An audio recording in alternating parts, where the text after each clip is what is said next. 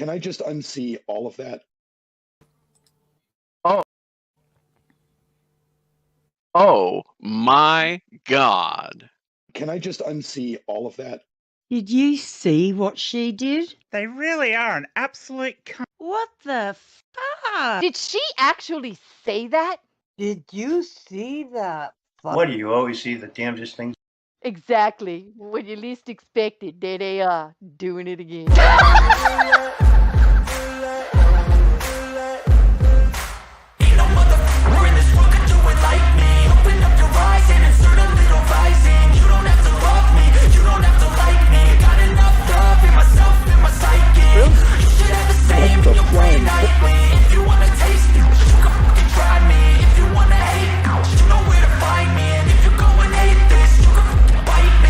Cruising in my lane fast, call it high speed. I've been working hard, yeah, I've been working nightly. If you think you'll win, ha, not likely. I be taking shots, yeah, cold-blooded, icy. Watching numbers grow is what I call sightseeing. In the front row, run it up when they hype me. The following grows, they know how to ignite me. Call me CEO, I've been running shit right, see. And I ain't playing games, I create my own lane, making pleasure out of pain, turning losses into gains, I'm the boss, I'm making change. I've been rocking this exchange, popping off and risking things, gonna make a name. I just wanna be famous, but I don't want that cheap fame. No, I'm not that vain, I just wanna be greatness. You see what she did? What the fuck? That's what it's all about. Fuckery. We're in this world, could do it like me. Open up your eyes and insert a little rising. You don't have to love me, you don't have to like me. Got enough love in myself, in my psyche. You should have the same in your brain nightly. If you wanna taste it, you can fucking try me. If you wanna hate, you know where to find me. And if you go and hate this, you can bite me. Okay, I'm going off every chance I get. I don't really take a loss, well, I'll admit. That's why I'll make it to the top, yeah, I commit. And no, I'm never getting lost, I get after it. Investing in my own stock, cause it's faster than any crypto hits go, let me spend. Everything that you see is something I invent. And it's only a percent. I'm gonna take shots. If I miss all, forget it. I'll take a fat loss just to learn all that's in it. I'm taking snapshots, learning how to fall and get it. I'm getting back up, always stand tall, don't sweat it. I never back up, I don't miss a thing or regret it. I'm always learning, you could call me academic. I'm always working, never been apathetic. Bad energy is like a poison, needs some antiseptic. Oh, y'all, this is Hollywood Beast. Did you see that? Oh my God. What the fuck? It's brilliant.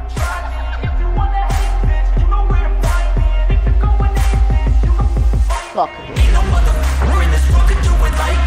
Oh my God.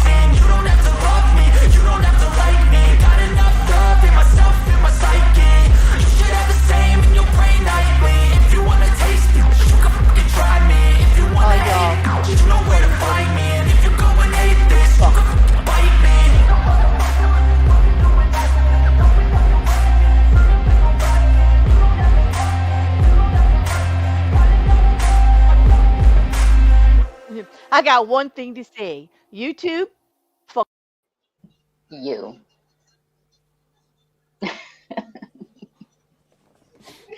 It's been a while. You. How's everybody? I We got I the have bear to confess muted. something. I didn't bring a drink. I can't crack it open. Oh no, goodness. we can't crack it open. Oh my god. Well, Wait, let me crack something have to, for you. we Hold on, just hold gotta on. end. Wait. Sorry, guys. We gotta end. I don't know. Could you hear that? Could you Close enough. hear the pop? A little Yeah, bit. was that okay? I Little could bit. shake here. I'll shake something at the mic. There you go. Hey, And Sean, good How's to that? see you. All right. Hello, everyone. This It is has been a long time since I heard that intro. yeah, it's nice to see everybody. It's really nice.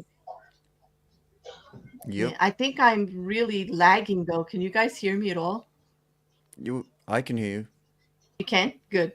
Yep. Because it's really lagging on this end. Yeah. How about you, Mrs. C? Okay. Good. Hey, Sean. After dark. Couch. Nope, I don't hear her answering me back. Wait. Can't tell with the hear me? delay.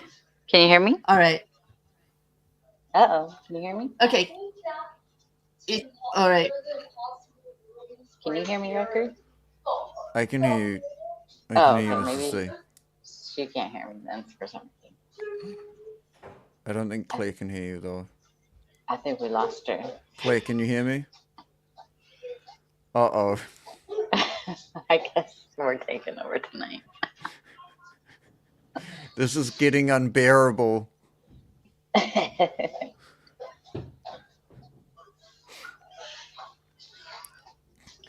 Is she Hi, Quiz. Hi, Mark. Mel. Who else is there? Shill. Let's see. Juju. Hey. Hey, Juju. Grace Case. Well, who else is here? Big Beck. Jen. Oh, there's Quiz. looks like we've got a few people here. Yeah. Okay. Yeah. We're just waiting for Claire so we can get started. Yep. Does she have storms going on over there? Oh, I don't know. I think she's restarting. So, what do you have planned for the rest of the for your weekend, Mrs. C? To do absolutely nothing. Isn't that the best thing to do? What's everyone actually? What is everyone planning on doing? Post what you guys are doing over the weekend or the next week. I'm sleeping in. Don't have to wake up at 4 o'clock in the morning the next 2 days. Yeah. Hashtag free Claire. I'll let her look. Currently, I'm currently working on a ransom, and I'm making progress. Okay, I'm making really great progress. The ransom, it may get paid, it may not. I don't know, but until then, you know, Claire's gonna be a little bit in and out here and there. We gotta go pay the ransom to the computer. Yep.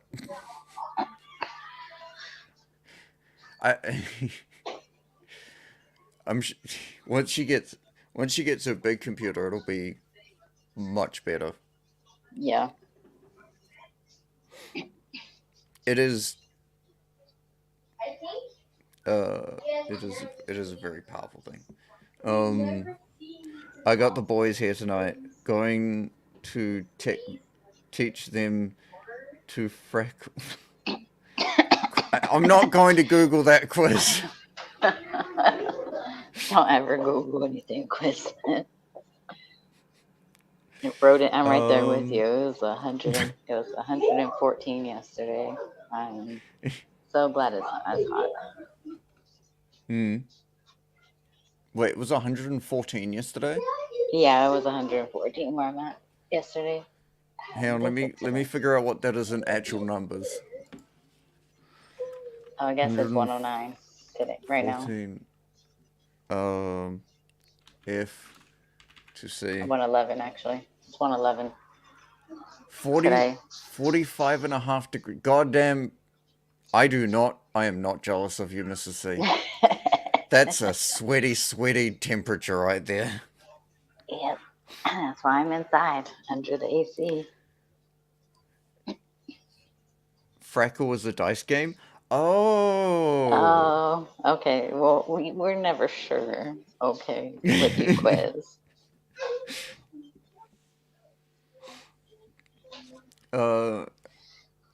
Looks like you going to the lake shore? Ransom.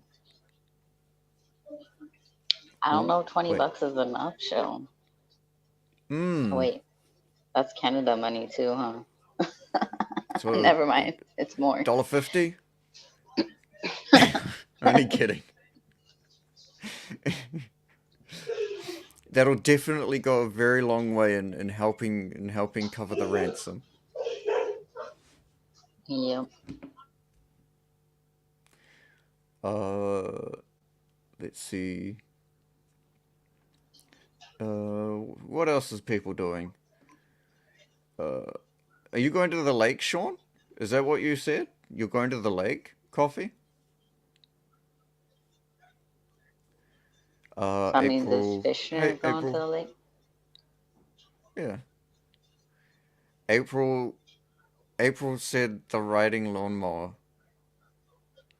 The riding lawnmower? As Maybe, in, you're right. maybe mowing the lawn on the lawn, the riding lawnmower. I actually always wanted to ride on lawnmower just because they look fun. Like, you know how there's sometimes things you know that if you did them for a career or a job, like they would be a nightmare. You would absolutely hate it. But just doing them once, just it looks so entertaining. Like driving a crane, for instance. Oh, that would be interesting. Exactly. It would I don't be know a if I can do terrible. it. Yeah. I'll It would probably end break poorly myself. if it would end poorly. But it would be fun while it happened. Yep. Oh, April said, no, I wrecked my dad's riding lawnmower. Oh, Oh, wrecked your dad's. I had to write it into things. Oh. Oh, okay.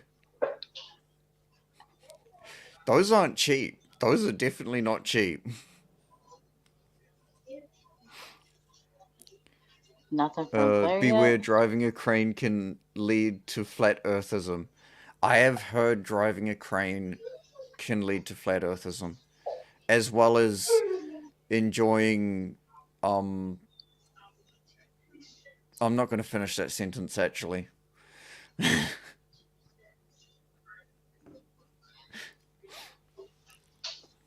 My son was asking why people believe the world is flat when it's not. I was like, I don't know. Poor education. And strange reasoning.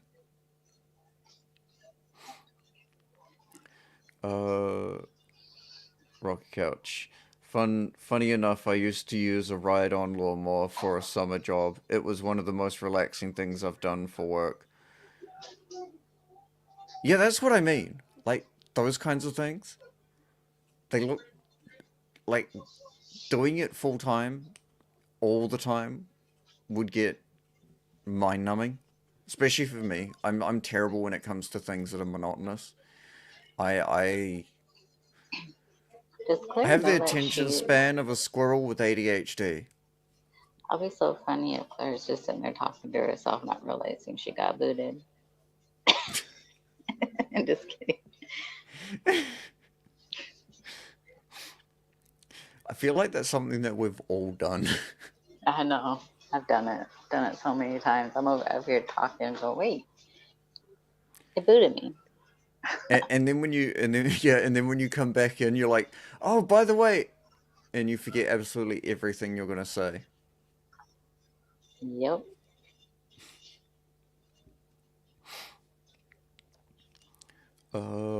Late coffee, a drink. They're old. Live in Australia. Summer. Oh, tomorrow, kid. Oh, hi, tomorrow, kiddo. Let's see. We're driving crazy fast. Let me see if I can find anything. Like everything, you get over it quick. Yes, Mark. Yeah. Also, welcome, Mark. Good to see you. I agree. Pretty much everything. So do we tend get to get over. Do we get to hear Rekker say, "Oh, hi, Mark"? Now, since you're here. Oh yeah. Oh, hi, Mark.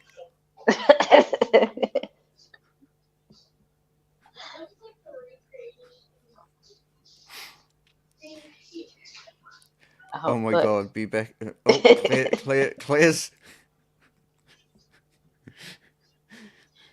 Claire may be getting out shortly. Bye, Quiz. Maybe I'll see you that later, ransom's Quiz. working. Take care. Walking into a room and thinking, what the fuck am I here for? I don't know how many times I've done that. I remember. So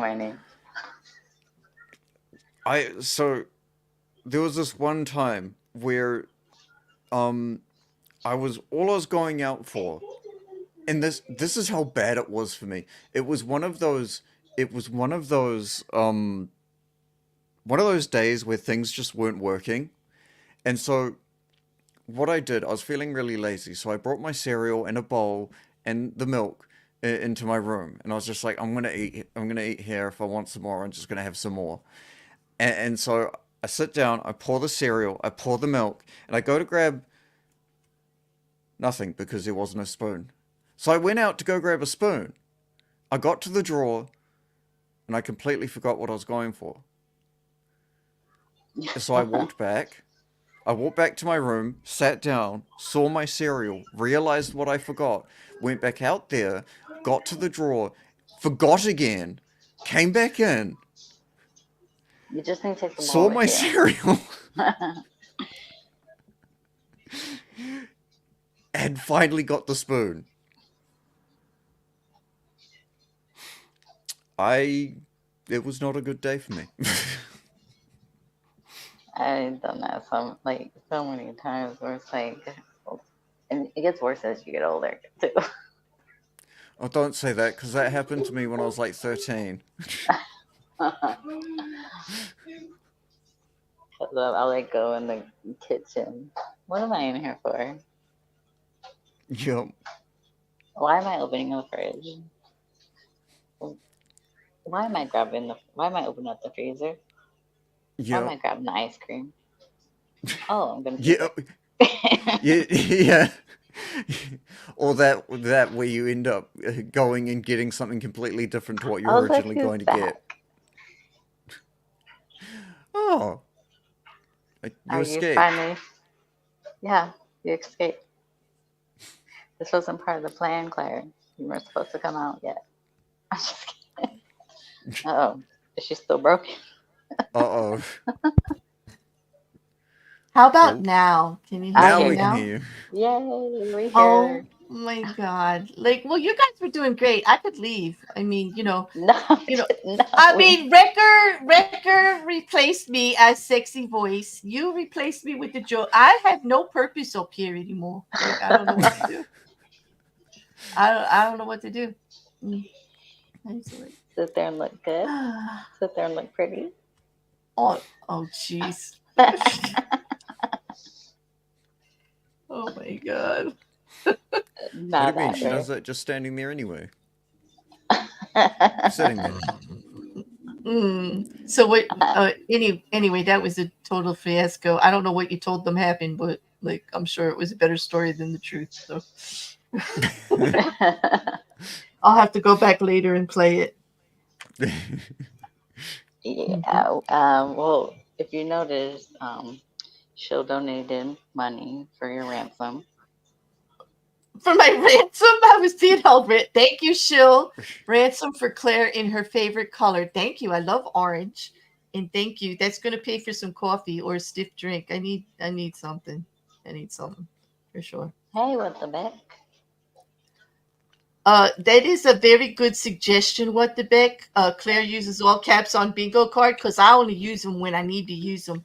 And can you believe that Mark Caesar just tossed me aside for Rekker's sexy voice? Like, I'm crushed. I know. I thought we had like a thing. I know. Like, I thought he really liked, when I said, "Oh, hi, Mark," and I thought we were working on this, like, this thing. And damn. That's what happened. My bad. Yeah. You know this happens every time. At least Trees loves me. He comes in with an order. Thank you, Trees. I needed that. I need all the orders I could get. These two are trying to usurp me up here. I didn't do anything. All I said was it wasn't part of the plan for you to escape. Oh, I could leave. I mean, no. But you're supposed to be doing the show. Well, would you guys like to do the show? I mean, like, I don't know. Did you do any? Look We where were we waiting for at. you. We haven't done any of them. Oh, you We're haven't waiting gone. for We you. were waiting for you. Nope. Oh, I see. So I might be necessary on my own show to actually do a damn show. Okay. Why would we well, start now- it without you? That wouldn't be fair. now- See, hey, this is YouTube. Ain't nothing fair out here. Like, these are not real world rules out here. Y'all know that, right? Like that's Yup. and that's a great lead into all that we're going to talk about today. So, Reck, YouTube's a Mark dog was eat dog saying- world. it's a dog eat dog world. It's like it's not even Puppyville. It's like dog fight. It's like one of those like where they don't feed the animals and then they throw them in there to fight over like half a pork chop. Like it's like that. That's what Yup. YouTube's like. Okay. So Oh yeah. Anyone playing the bingo, bear can't tick. Should be the Absolutely. first one you can tick off. So And- Mark said, Claire, you were totally sexy in every way, not just the voice. You will never be replaced. Oh, great. Mark there trying to get another bingo square. I don't believe you anymore, Mark. I saw how quick you went to Rekker.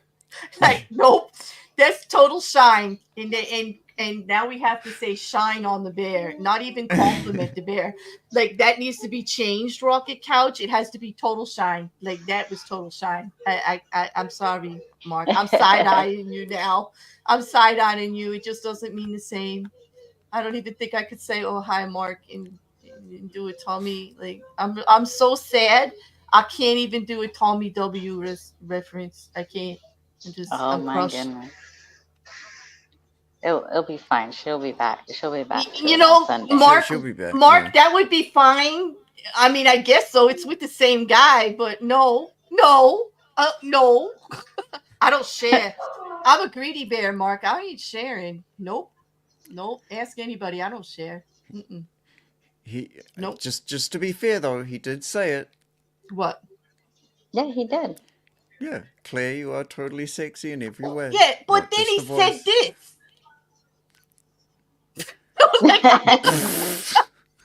Okay, so that's what I was answering. Like then he said that. So like okay, so like no, we don't, and I don't share. Like no, everybody knows I'm a greedy bear when it comes to that. Like nope, I don't share. Everyone knows you're not really a bear. Looks at thank you, trees. Read the poly flow chart. You got it wrong. Exactly. Exactly. Thank you, trees. Thank you very much. But I do give you, you know what, Mark? You're still in the fave category. You spelled polyamorous right, and you actually, you know the word, you know how to use the word, and you can spell it. That's a ding, ding, ding. There you go. That's good. That's all good, you know. Rekker, you have no say in this. Oh, now that's shining the bear right there. Like, thank you. Hang on a minute. When did I not have any say in this? None whatsoever. Uh-oh. It wouldn't be the first time. Exactly. We don't need anything else chat but sin except the chat at this point. You know, or you don't need X or YouTube for it. We just need the chat. This chat, absolutely. All right, let's get this ball rolling. I do want to talk about some of the crazy stuff we saw, and it's only what happened this week, actually. Just what I actually came across this week. Like most of you, I travel the socials a little bit, you know, Twitter and Instagram, YouTube, other servers. Like some of what we're going to talk about today, my eyes were opened in another server and I have to give them full credit. Some of you may recognize some of that story because you probably saw it, but it was really, really funny. Mark is clarifying. You only don't get a say when you are in the third triangle. Like, you know, I ain't fighting over him there, Mark, you know. At least one of the axes are positive, and that joke doesn't make sense to anyone other than me. Yeah. Your Rekker, pull up your pants. You're showing. I mean, I should say university. Sorry, you're not a eunuch. So, yeah, your university is shown. Yeah. I did get the joke, but like, This is not the show I normally nerd out on, but we're gonna nerd out, okay? Because there's some stuff to talk about. Could you pull up the first picture? And I think I'm gonna Absolutely. try to pull up the first. You know what? I think I'll use my phone to pull up the article. I know everything but the YouTuber that I wanted to shout out's name. You keep this picture up because nobody knows him. I can read it like out here. This is the real sketch. This kid, he's young, like he's in his early 20s. He's on YouTube. He's got so many followers. He does announcements and sports stuff, like, and he's all like, you know, he's really funny. He's kind of edgy. He's like down to earth. Very, very popular. If you check out his YouTube, it's humongous. And recently, what's it? There was a bit of a scandal. Well, I don't know. I wouldn't use the word scandal. I would just say there was some effery going on. This particular person has done nothing on YouTube shady. He hasn't grifted. He hasn't lied. He's told really bad jokes, but I mean, like, we don't hang Rekker over that stuff. Like, why would anybody be upset about this kid telling corny dad jokes on the regular, right? Like, we all do it. Like, yeah. Is that why I haven't been hung? Oh, I gotta try harder then. I thought, is there something you can do if you're not born hung? Like, you can, never mind. Anyway, that's the wrong show. Wrong show, sorry. It's never the wrong show when I'm up here, so. No, actually, Rekker wanted it to be the other show. He was announcing it over on his channel that we were doing Mayhem. I'm like, what? While I was getting we're not. No, we're not. I'm not ready. No, we're not. Like, no, we're not. While I was getting my ass beat in Elden Ring, I said, Mayhem, not what the fuckery. Oh, and that Elden Ring, let me just say, when Rekker first started to play it, one of the first comments that he made, he's walking in, right? He gets his character made. He walks in and checks stuff out, and he says, "Why are there all these blood puddles everywhere? Like, everywhere I walk, I'm walking through blood puddles." It wasn't more than like 15 minutes later we found out he does nothing but make a mess. All he does is steal stuff and then walk through the blood. That's all he does. Yeah, that's what you do. And I think Sin and Maya, if they're here, I think I saw them earlier. They will concur. He does run away really well. He really does. I do. I am I have done squats. I have trained my entire life to be able to run the fuck away. And he's he likes to stab them in the back. He likes to go, "Oh, okay," and he does a little bit in front of you, and then he turns around and he chops you in half from behind. How long did it take you to create your character? I didn't create it at all. I just picked one of the pre-made ones. Oh my goodness! So you didn't play with the privates. That's the best part, is playing with the private. Wait, you can do that in Elden Ring? Yeah, you can change how the privates look. Yeah, damn. I think it's Elden Ring. See, you could be hung. See, I should have put it on 100, so it was more representative of myself. Well, that's one way to get hung better from birth. Like, there you go. You just play Elden Ring. And there you go. Wait, I could be mixing it with another one. I know one did have like where you can change like. Of all the things to make note of in the game, Cass, that's what you remember about creating a character. And I'm cracking It takes a long time because you got to make it perfect. I just have an image of Mrs. C like, and it's big, and it's small, and it's big, and it's small, and it's big. Well, it's true, but we do a little bit of gaming stuff over there on Twitch. Anybody that follows Rekker, like, it's been a bit fun watching him learn Elden Ring. He's never played it before, and it can be quite entertaining. I'm not good at Souls games at all. I am terrible at them. I know you tried to talk me out of learning how to play one last night. I was like, I never want to play video games, and I actually was like, oh, maybe I want to learn how to this one. He's like, no, you don't. No, you don't. What one was it? The Elden Ring. He's like, no, you don't. Like, run away. You don't want to learn how to play this one. Like, let's go. Yeah, let's go play something like farming. Isn't that what you said? I'm like, what? No. No, I was trying to find out what games you were interested in. Definitely not farming, I can tell you that. I'm more a slasher kind of person, to tell you the truth. Thank you. I want to fight. Hmm. I told you I want to run around with a big sword. Yeah. Then I know. That's my ambitions in gaming. I want to run around with a really big gun or a really big sword. Yeah, this is. But anyway, let's talk about Mr. Sketch here. I was about to say Liz, Yeah. Fallout 4. Yeah, hi Liz. That is a good one. I've heard a lot of good things about Fallout in general. I love Fallout. I don't care for 76. I didn't even bother with 76, honestly. I agree. I'm not with the whole online. Yeah, well, I don't do the online with like groups of people either, but I want to play with like one person or somebody I know. Like I would like to do that. That competition, I do like competition, huh?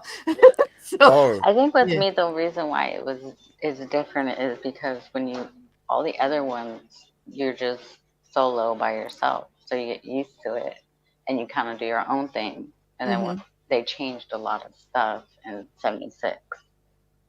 Yeah. I was like, I didn't even bother with it. My husband tried it, and he's like, nah.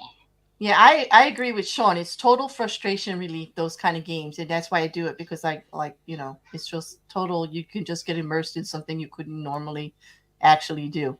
But anyway, about Sketch, we're going to talk about something he did in his past. Now, okay. When I say that... Wait, he's 20, right? He's in his early 20s, I would say. Oh, early 20s, okay. Yeah, and this happened a few years ago. But anyway, a YouTuber went out and made a 17... Can you see the article and tell me the YouTuber's name, Rekker? Just for a second, because this guy, I want to shout out his name because he should be like called out for sure.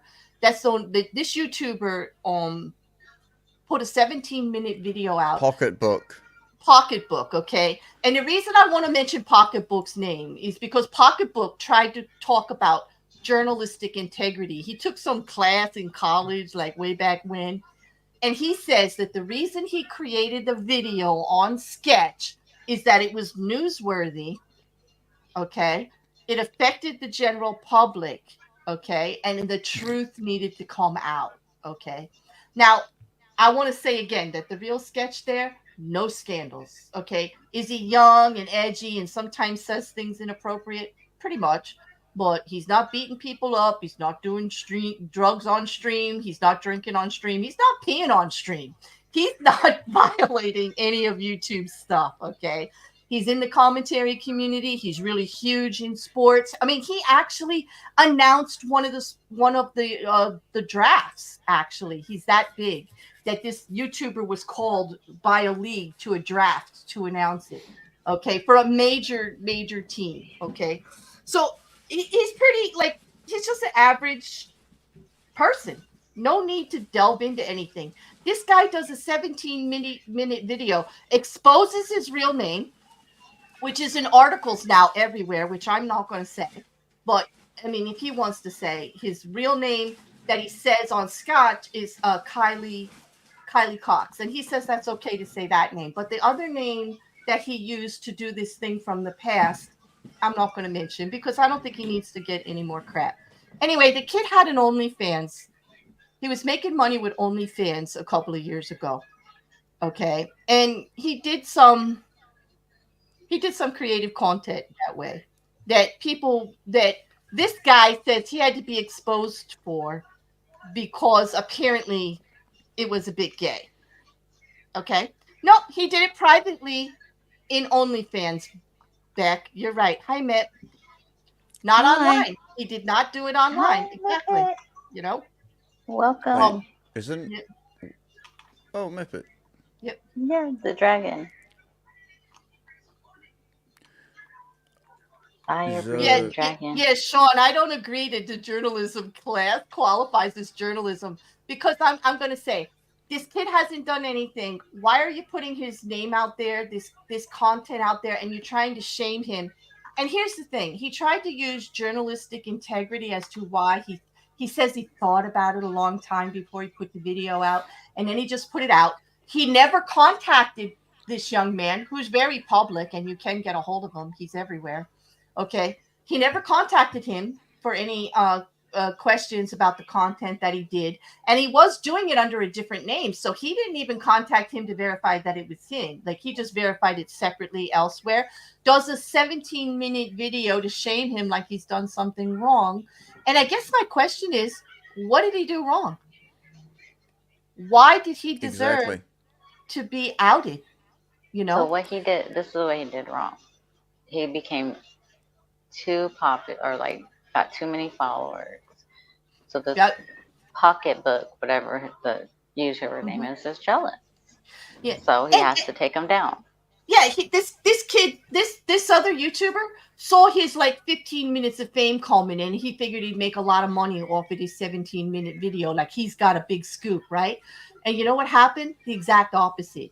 But I'll tell you what happened before the exact opposite. Luckily enough, when this young man, Sketch, found out about this exposure video and started getting hit on Twitter, thankfully he was with a group of friends when he found out. Because I kid you not, the kid left his group of friends without his shoes, without his glasses, and without his phone. He walked out. What does that tell you? What does that tell you? He left in a scary way. He left in a very scary way. And thankfully, he had people around him to pull him back and say, it's no big deal. We don't care. No one cared. None of the bigger YouTubers. As a matter of fact, just like I'm shouting out and calling this person, and I'll say it like plain, he's an effing asshole. So-called journalistic integrity that like floats in a toilet is what I say. Like, that person who did it isn't even being honest about why they did it. I'd have more respect if they said, well, this is my ticket to YouTube numbers. At least that's what it is. Call it what it is. It was clickbait, views, and, grab. It was trying to hurt a bigger YouTuber to make a name. We all talk about bigger YouTubers, don't we? Like, but do you think if I call somebody an asshole, it's really going to hurt them? No. But this, without even contacting the kid in the heads up, that was vile. That is total disregard for somebody else's mental health. And just because he has a big YouTube channel, why does that make him a target? Like, you still, if you do shitty shit to big YouTubers, it's still shitty, okay? What this guy did was totally shitty. And just because you have a public platform doesn't mean people get to do this kind of shit. It was uncalled for. Absolutely. And I hope the other guy loses his channel. I really do. I really do. I hope nobody subscribes to him. But I know how YouTube is. Everybody will, because they like the drama, right? They'll go over there. They'll say, oh, you did so wrong. And they'll all be over there, like, watching everything he does, Actually, I just quickly checked to see what his like to dislike ratio on that video was. Oh, he's It's host. 8,291 likes to 53,596 dislikes. It's a dislike of 87%. This guy's on my list for C of the Year already, and we're only halfway. We're just past halfway through the year. But this YouTuber. Oh, and he turned off comments. Oh, of course he did, chicken. Journalistic integrity, my ass. Like, let that just resound through there. This was a targeted hit, and it backfired. Penguin, Mudahar, King, everybody's out there saying, so what? People are posting, he was my friend yesterday, he's my friend today. I don't care what he did in the past. He has hurt no one. And even if you have, for whatever reason, you're going to get all judgmental on what he did with the OnlyFans, which is your right. You can have your opinion. I think you should keep it to yourself, but you can be that way. He's not doing anything out here like that. He's not trying to influence anybody that way. He's not going for small kids. He's not doing anything. Right now, he is got nothing that anybody should be attacking him over right there. He did not deserve that. That was his business. And yes, I know what you do on, platforms and what you do on YouTube is public for everybody. But it's the way you use it that makes it shitty, okay? You can't hide behind, it was public information. If I could find it, it was going to come out anyway someday. Like, you don't get to hide behind that when you purposely do this shitty maneuver against somebody and cause that kind of harm. I don't want harm to come to this other person, but I want them to have a reckoning. I want them to see those dislikes. I want them to hear the voices of everybody saying, check yourself, dude. journalistic integrity, my ass. You purposely tried to hurt somebody for clicks and views. Like, own it. Yup. At least own it and apologize or something. Not that it's going to do any good. Thankfully, this kid did. You know, this kid came out on YouTube like right afterwards and said, yeah, well, I almost deleted all of my whatever and almost did this and this, but I didn't. And he was really nervous, but he owned up to it. He said, yeah, that was me. Yeah, I did it. Am I proud? No. You know, he apparently had some problems in his past, some addiction issues. He had some money issues. You know, he's not hiding it anymore. Like, the truth is out there. He's doing the right thing. He's trying to own it, but is it hurtful to him? Yeah. The comments alone, I mean, everybody's going to be making fun. And you know, that's what happens on YouTube. I get that. But I'm glad he got the support. And that's why I wanted to bring it up, because he needs the support. Because that kind of stuff has to stop. If you're going to do it, we all know the YouTube game. At least say you're playing the YouTube game. Don't try to hide behind all that bullshit, like journalistic integrity and this and that. If you're doing streams like that on other people and publicly, you know, he outed him. He literally tried to out him without his knowledge and put other names out there that people can search to find all kinds of stuff on him. And that's not fair. That's wrong. Yeah. Yeah, that is totally, you're causing harm. And if you think that you're doing the right thing and you're not going to get called out for causing harm, well, I hope YouTube just proved it. I hope the socials just proved it to this guy. It don't go that way every time. It don't go that way. Like, that was just dumb. He didn't deserve it. And it's not like, you know, he's got all the big people and it's like, you know, he does different kind of stuff, like in the sports and everything. Like, I didn't even know who he was. And I watch a lot of the commentary channels, you know, the commentary boys club out there, so to speak. You know, Keem and Penguin and Mudahar and Osmongold. Like, and no, like, they all know who he is, but it's not like they ever talk about him because he doesn't do anything. It's nothing controversial to talk about, you know. Not like Exactly. not like the next guy we're going to talk about. The next guy. Yeah. But anyway, that was my first what the F, and it was a little bit of a soapbox too, but that's what you get up here. Yeah, what that guy did to this kid is uncalled for. Yeah. Mark said it hurts him when people don't call him an arsehole. I'm wondering what the problem is. Oh. Hey, I don't mind being an asshole to call out an asshole. I agree. Oh my God, Liz knows one of my favorite games from when I was younger. Back when the first Wolfenstein came out. Yeah. Screamed so loud neighbors could probably hear us. Very scary bosses. Yes. And I had God codes. Man, did I have fun in Wolfenstein. I couldn't die. I cheated. I went with a programmer that gave me a God code, and I was very happy. I never ran out of ammunition, Rekker, ever. Yeah. Mippy. She'll says she can't see you, but we hear her. I hear you, right, Mip? It just as her icon isn't showing up. That's all. Yeah, don't know why. That's her. Welcome. It's okay. You like being naked. It's fine. Yeah. Well, I'm naked, but you know, hey. Well, the chat's been pretty patient, like, for the last hour while we goofed off, and then I went on a little bit of a rant. Let me give you guys a couple of topics to see what you want to talk about next. Would you like to talk about a scamming grifter or some really crazy art, or do you want to go the science? I have 3 things for you left. I got some crazy art. I don't even know. A scamming grifter that was very popular. 2 of them, actually. And one of them's innocent this week, and you're not going to believe who it is. They're actually innocent. I got 2 scamming grifters. And I've got... There's a lot of those out there on YouTube, though. There is a lot of scamming grifters, yes. But I have 2... Yeah, I have 2 This pretty guy popular is ones. different. Oh, God, is he different? Yeah. Science. Somebody said science. Sin said no one's innocent. I believe you, Sin, and you would know. He is the one Sin. He said, trust me. I trust Sin. Yes. Sean is saying science, too. Okay. Yes, Let me Mark, see. you don't believe me. It is too cold. Hopefully. He knows me too well. Okay, Rek, I'm going to pull up the article and you can put the picture up and then I can read the thing. Hold on, I'll get it. I don't think because I sent it to you earlier, but I didn't put it in the, I didn't put it in the thing because like I left, remember? So like all my links, like you could probably see them, but I didn't get this one in there yet. There's the science one, Rek. Can you bring up the big picture? That I can. You're going to love this one, Mitt. Hope so.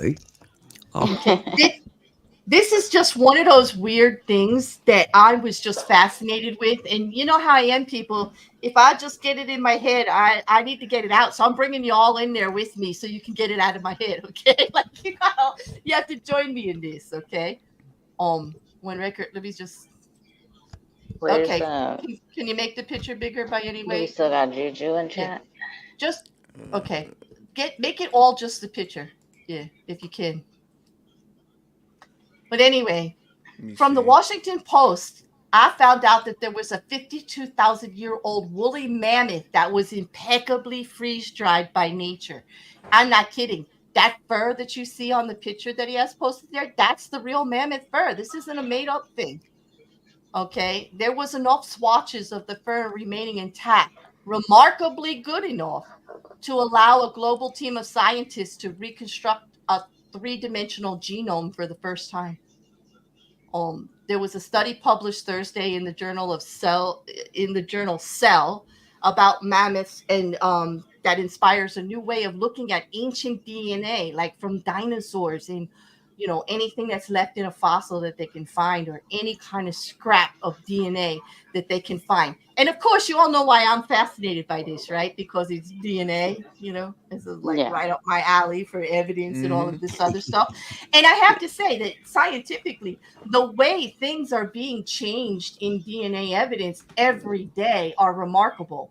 For an example, in the Long Island serial killer case, what's going to come out in the trial is the way the DNAs were all tested to be mapped, and they got positives, but it was all new technology that's never been proven in court before.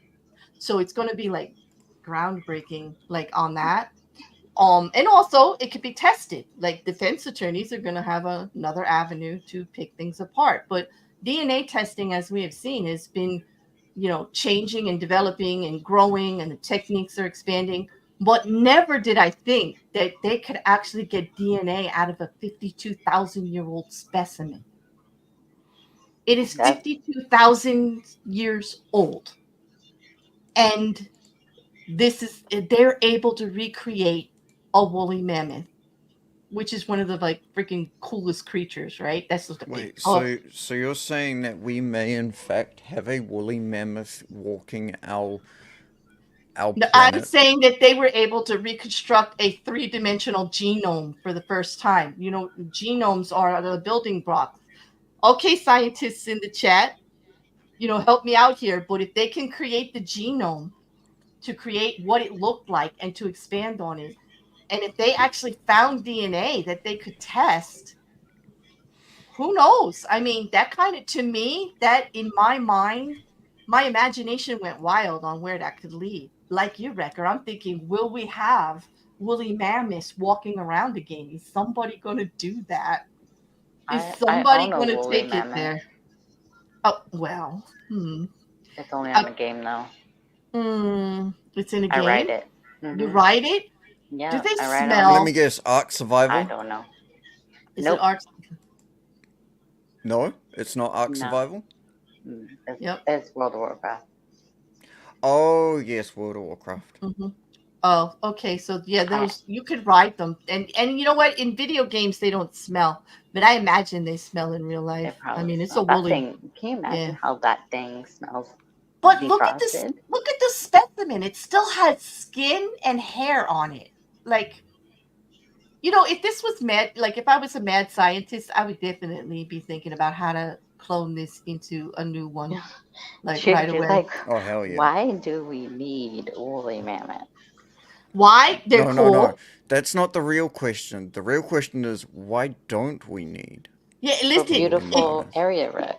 Here, I'll tell you why. Because if I have to put up with people that go around saying things like journalistic integrity while they trash people, and I have to look at politicians who say like the most god-awful stuff, and I have to be screamed at every day for whatever I didn't even do, I need a woolly mammoth. I say, why not? Like, give me some joy. Like, come on. Otters can't cover everything. Like, come on. Like, I think it would just be amazing. It would just absolutely be. I mean, why do we need dinosaurs? And they talk about, like, bringing back a couple of them, too. For beautiful area rugs? No, Juju. I think they would be smelly area rugs. I never liked that hairy shag stuff, even the fake stuff. But anyway, most ancient DNA samples are usually really fragmented, because DNA, we know it starts to decompose as you die, so does your DNA, right? Mm-hmm. So what can you just it's mind blowing. What all the things that had to line up to keep live DNA for 52,000 years? For 52,000 years. 52,000. For context about that genome that they were talking about, a regular human's genome is made of about 3 billion base pairs. And the mammoth genome has 4 billion there. But they were able to actually recreate it. You want to know what my reason is for wanting to bring it back to life? And everyone can crucify me for it if they want. Mm-hmm. I want to eat it. Yeah, because he does like wild game. Like, I wonder is that really something you thought? What does wild mammoth taste like? Yes. Like, woolly beast? What does woolly beast taste like? Okay. Me, I was trying to figure out why it was so big the deal that they could do a 3D genome instead of the what we usually get is a one-layer genome. When they do the DNA, one-dimensional DNA sequencing, it does provide lots of information, I think if I remember, it's the 3D genome is more complete. It is. It can actually tell you what particular genes were active at the time the animal died compared to what's repressed. We all have genes that are active as our human flesh, working with our system. And we have repressed genes that we can pass on to our children or that were passed on to us, that maybe didn't really develop into anything, that's why, some in a family of musicians, and then you'll have one who's not, or even with diseases, you can have a gene to pass on a particular hereditary gene, but not actually give it to anyone, or it doesn't become active in their system because you actually do give them the gene, but it's repressed. It doesn't come out, and maybe it will with the next generation. So, but they're actually to tell what genes were actually active before the animal died and what were repressed. And that's big stuff. That goes into hereditary. What things were they susceptible to? What could they have gotten? You know what I mean?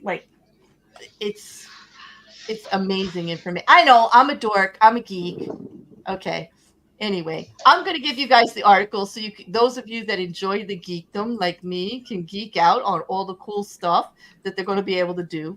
Okay. They're talking about chromosome arrangements, and, preserving process, and all of that.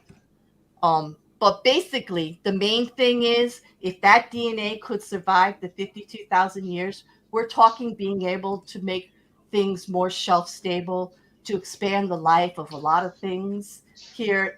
This is actually groundbreaking for a lot of different processes in science right now, in studies that are going on. Just think about longevity studies that are going on right now, and all of the research and testing on expanding our lives and how to deal with things. This is actually relevant to that because that DNA was viable. Okay. And they need to figure out why. And once they figure that out, that could lead to a lot of expanding technologies and stuff. This study and this Exactly. actually discovery, they are classifying it as good news for the history of life on Earth, which is that because it was still out there. So, all those stories about, humanity coming to an end and, what's actually going to make it go forward. This proves it probably will not ever come to a complete end. End of story. There we go. That was like, okay, that was my sign. Oh, Mippet dropped. Oh, when? Oh, I It should be wasn't. right back. Oh, okay. I wasn't on the tab. I didn't see. All right, so I guess we could pull that one down, Rekker. All right. So we're left with scammers or art, people. Scammers or art? But Let's do scammers some or art. art? That could be a song. This is kind of like a bar. Scammers are art. Grifters are weird. Sometimes the artists are also scammers. Yeah. Well, listen, I have an issue with calling some of what I got to talk about today art. Yeah. Me too. Ask Mocking Media. He knows. I have no problem calling his stuff art. This stuff, however, is a bit of a problem. Like, got a couple of different things to put up. Oh. Mocking Media. I have summoned you. What? Mocking Media. Speaking of the bird.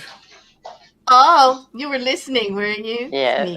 Sneaky bird. I knew he was. I knew they were listening. That's why I had to mention. Mocking Media knows all. All right. I think I might be able to pull this one up myself. I'm gonna try. Don't I sound brave?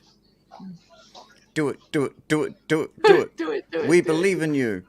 Mostly. Oh no. Mostly. Prepare. My computer. If Claire disappears, we'll be right back. I might be back. Rest of you guys can carry on the show. You might be back. I might be back. I think if it kicks me again, it's trying to tell me something. I shouldn't be out here. Okay. Believe in the fives. Believe. Oh, thank you, Juju. I do. So I shouldn't leave and it kicks me out 5 times. Oh dear. Is that it? Okay. You start cutting in and out there, Claire. I'll close some things. Yep. Oh, did I? Okay. Then I'm going to let Rekker pull up the article. Hold on. I'm saying I put it. I think I put it, but I'm not sure. Okay. Oh, I see. Okay, here we go. There's the link. I'll just want first her picture up and then her art. Like, don't show the second picture. There's one picture. Okay. And then we'll just look at the second one. Okay. Okay, let me see if I can find it. Where is it? Yeah, I just put it in the private chat. I found it. Do you see it? I was just trying to find it through all my tabs. Oh, okay. Man, see? Lucky you. You can have more than one tab open. It's not my day today. Okay. Okay. All right. So this has been this actually was a discussion from a while back. It was actually currently talked about in another over at the asylum. Everybody knows I hang out over there with a great bunch of crazy people. And it's a lot of fun. And I'd say crazy in a kind way. They are just entertaining, creative, like all of those lovely things that you want when you want humor and you want creativity and all. There's always something like going on over there. But basically, it just came up as a sentence. It was something they talked about like before. And I said, are you kidding? And then they sent me the article like nope, it's actually true. This woman, let me just tell you, this was an article from like 10 years ago from the Daily Mail. But it was the most concise one. Okay. This woman, her name is Casey Jenkins. She's currently 44 years old, and she is an expressionist artist, one of those people that likes to use a lot of different kinds of media in their art. And It's not really like painting or pottery or sculpture. Basically, this woman. A You lot of ready them for are the just second weird. picture? Yeah. Yeah, I would say this one is definitely going to be a weird. And the This reason one leans on the. No, it leans on the what? Okay, Mippet must be back because I just heard the. Can you hear me now? Yeah, I could hear you. We could hear what you're doing too. Like you need to. Oh, sorry. Do that. Yeah, I don't want that on YouTube, boo. Anyway, I mean, there's nothing wrong with it. Don't get me wrong. It's just hard when you're talking. Well, before you But could anyway, hear me, so. I know. Anyway, Casey Jenkins does an unusual piece of performance art, and it's called "Casting Off of My Womb." And yes, I do have to make a small confession here. I'm only doing this story to see if I can gross out Mrs. Cassandra worse than I did with Amaranth's vaginal yeast beer, because that's classic. Okay, and she said I would never be able to top it. Well, here we go, Mrs. Cassandra. Because Casey Jenkins literally puts the wool inside her in her womb and then knits for hours a day in an art theater. This is what she did 10 years ago in an art institute. What do you call those? Isn't that hurt? A gallery. Gallery. There you go. A gallery. See? And she sits on a bench in a gallery for hours of the day and knits, pulling it out of her womb, her hoo-ha, her vagina. We can say the real word. She stores it in her womb, pulls it out of her vagina, and knits for hours of the day, sitting there with no pants on. Okay, so and it's a sticky knitting. It could be, because she doesn't even stop at that time of the month. As a matter of fact, she said it gets a little more difficult because the wool gets heavier and messier. Anyway, the reason Also saves you having to diet. Okay, the whole purpose of this, and this is what really throws me off, because I want to know if you guys actually think this is art. She says, you really, she's only doing it so people get used to, like, take away all of the stuff they say about the vulva, because she said men are afraid of vulvas, and I'm like, okay, not actually. Okay. And I don't see what that has to do with pulling wool out of your vagina. Like, wait. Hold up. Yeah, she said that. I'm sorry, she said that. Yeah. Last time I checked, most men are not afraid of anything to do with women's.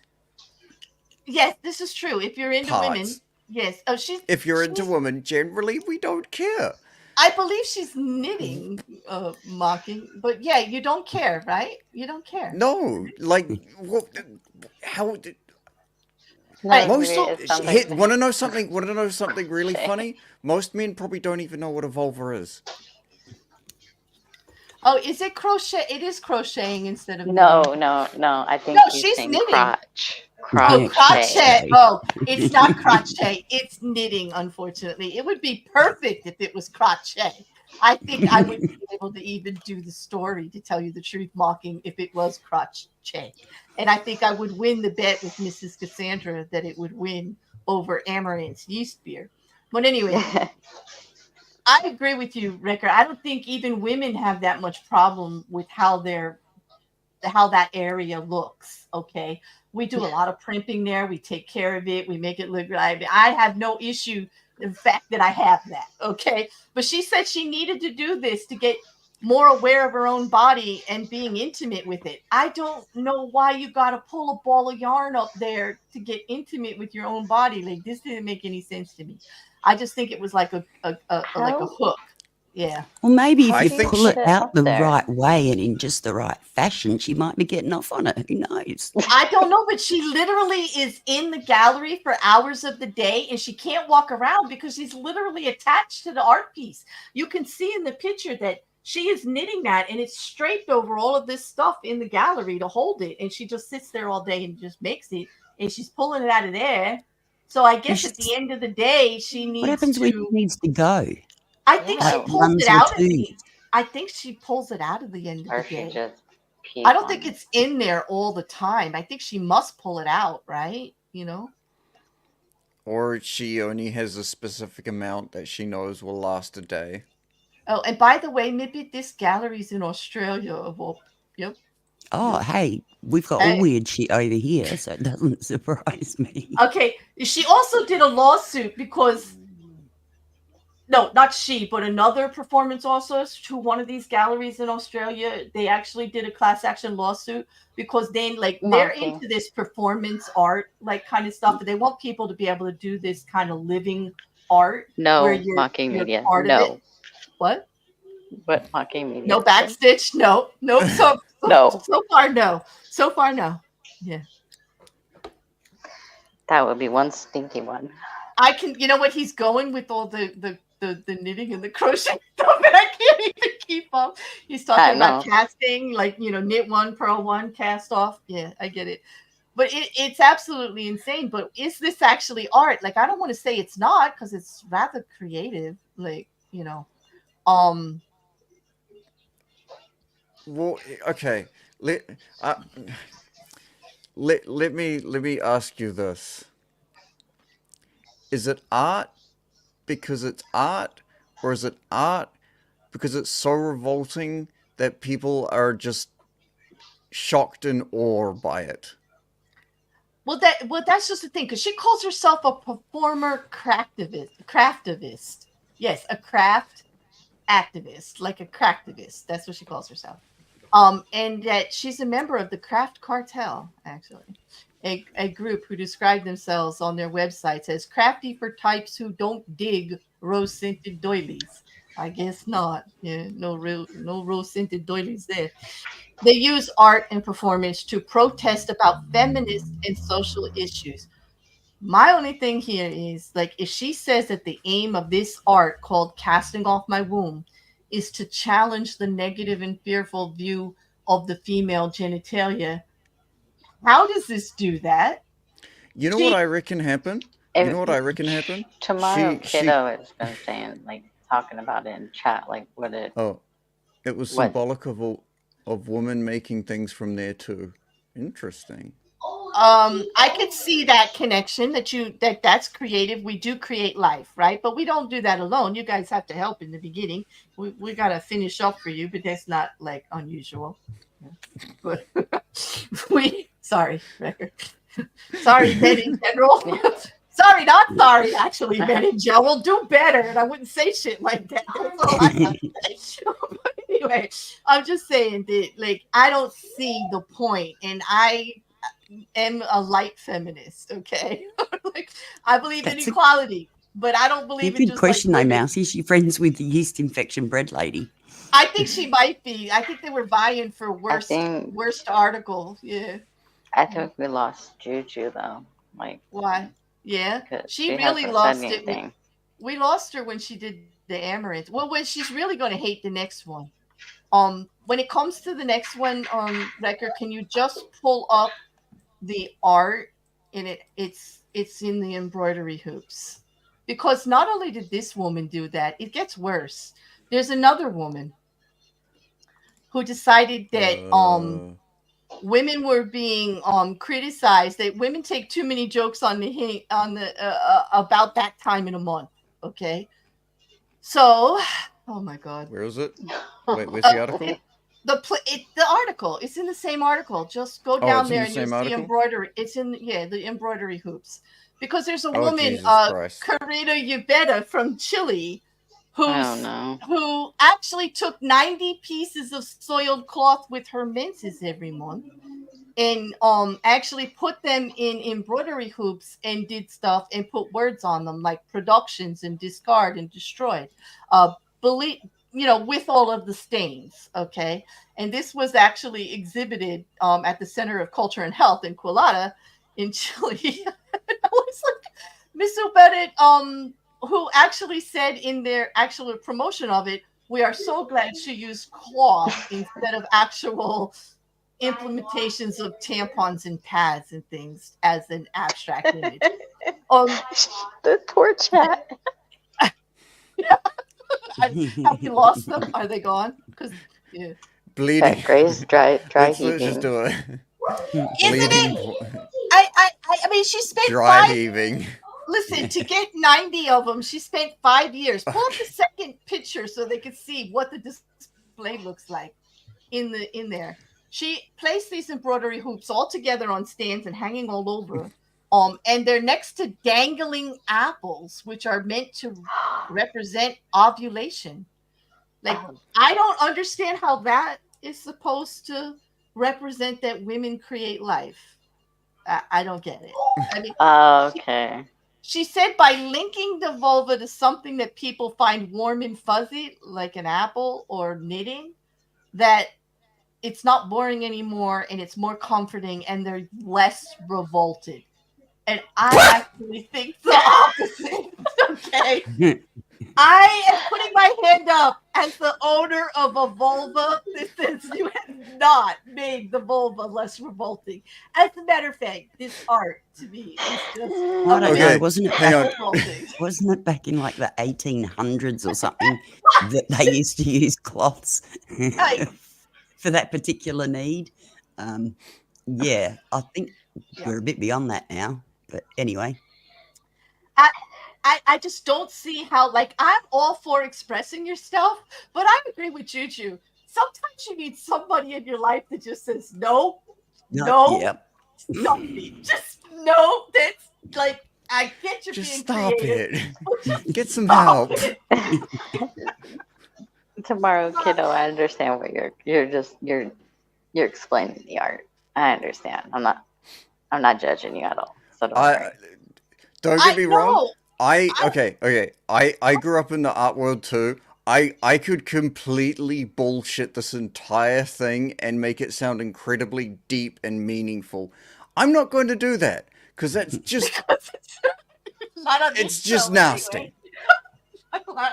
Yeah, they wouldn't go far here because it is a bit nasty, because especially if they're saying they don't want it to be ridiculed, like they're trying to put light on an issue about people thinking like any part of the body is repulsive. I don't think any part of the body is repulsive, but male and female genitalia is not exactly the most attractive thing. It's not made for that purpose. It's not made to be out in public and stared at 24/7, right? It is functional. It does what it needs to do. I mean, and I got no problems with it. Like, I wouldn't even call it ugly. But like I don't really think people are revulsed by it. I don't think people like run screaming into the night if they see it, you know. Well, you don't go out and flash yours in public either. Well, not today. No. And there's nothing wrong with people who do that. Nudist is a thing. We've got lots of beaches like that. Hey, we got a nudist beach just down the road. Yeah. Sean put how would the smell would.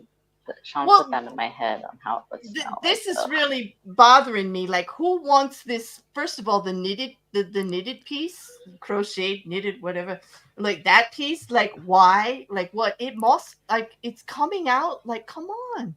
Here's the thing. Here's the thing that really kind of grosses me out the most about that, though. About that knitting, though. What? It looks like it's out in the open. It doesn't look like she's being cordoned off by anything. So I could almost guarantee a little kid probably has gone up to that thing and gone, "Oh, this is so soft," and touched it. That's it. And then that's where the revulsion comes in. Mom is screaming. Like, right? You could see like a whole thing, like a whole trap. No, don't touch it. And then you're like rushing him out to go get him sterilized somewhere. And also, she's sitting naked. Like, the bottom part of her, she is naked. And there's no problem with that. Honestly, the human body is beautiful. I have no problem with nudity. It is. I have nothing. That part of it doesn't bother me at all. What bothers me is the message isn't making the art message she says should be there for the creativity. I don't get it. Like, I don't see it. You know what I mean? Like, I don't see how pulling the wool out of your vagina makes your vulva more attractive. And people, I think she's just an exhibitionist. That's what I think. I think she's just an exhibitionist. Yeah, I think more people are questioning the purpose of a vulva and a vagina when they see people knitting out of it. I I can't because like how much she has, it seems like it's a really big ball, and it seems like that would be painful. Yeah. Now, if she's a performing artist and wants people to see it, why is she sitting in an art gallery fucking doing it? Why isn't she doing it as a busker on the street and earn money for it? Going, look, I've got this flash thing that I do. Here you go. Instead of playing the guitar, I fucking knit out of my vagina. Here you go. Give me $1. But that takes busking to a whole nother level. Wouldn't that be fucking hilarious, though? Walking down the street and there's some bitch fucking knitting out of her vag. I think they would arrest you. Like, there are laws against nudity in public and not designated area. Like, so I guess she would get in trouble. But yeah, I mean, I don't see small children coming to this art exhibit. I think this art gallery, since they do stuff like this, is pretty well known for being a little weird, and I don't think children are being exposed to this or anything like that. My issue with it is like, why? Not that, I mean, everybody's free to do whatever, Oh, I will, Jenny. Thank you. She's giving me homework. But anyway, there's another article up there for you to pull the picture. You know better than to Google, not to Google what people suggest to Google. I'm not Googling it right now. I said I'd do it for homework. Believe me, I know. Anyway, the artist who sold, just pull the picture up. You know how we were talking about Amaranth and her yeast beer, right? And then along with that, we were talking about the girl with the glass jars who did farts, right? Did she have to go to the hospital because she did. Yeah. She overate the beans. Okay. Yeah. She overate the beans and she got backed up. Like, she was trying to mass produce the farts. I guess she really was trying to fart in those glass jars. This is the story. I think it's all BS. I'll just go on record and say that. I think it was all made up for the clicks and views. I think even the statement that she went to the hospital for it, she just took another minor whatever and twisted it to go with the story, because she's made a fortune with those little glass bottles. I'll tell you that. People were paying for her farts. Why? You want to know what the secret is to great art? What? And it's not being a good artist. All it is, 90% of all expensive art is just because of the story behind it. Literally, any piece of high quality art, you hear more about the story than you do about the art. Jackson Pollock's is a perfect example. His number 5, he just threw paint at a canvas, 100%, and people paid millions of dollars for it.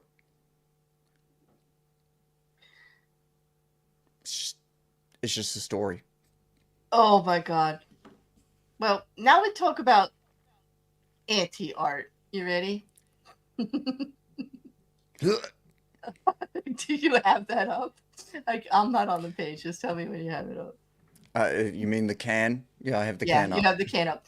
That is, and you can read it, people. That says that it's shit in a can. It's artist shit in a can. Okay. There's a Wikipedia on this guy. Well, basically, the story goes that in 1961, an Italian artist named Piero Manzoni, his father, Egisto, created Artist Shit, an Italian Meriti di Artista, an anti-artwork that consists of 90 tin cans, each containing 30 grams, 1.1 ounces of his own feces. And they sealed them all. Okay. And it was about people that were doing this kind of art. It was like the artwork protest. And he was trying to prove that people will buy anything. And they did. And they did. So many artists have proven this. Mm-hmm. Yep. They'll buy poop in a can. Okay. All of I'll give them some creativity. All the labels have Italian, English, French, and German. Okay. And then the German one says that it's artist shit. It contains 30 grams net of freshly preserved, produced and tinned in May of 1961. When he created it, this guy Manzoni was producing works that explored the relationship between the production and human production, art production and human production. He did real art, like Artist Breath, which was like balloons filled with his own breath. He was just into making him the art, He wrote a letter. This has to just be excuses for fetishes. I swear to God. He breathed in all those balloons. All those balloons did have his breath. But I've done birthday parties. And there was a bunch of balloons that I did like that. It wasn't an art thing.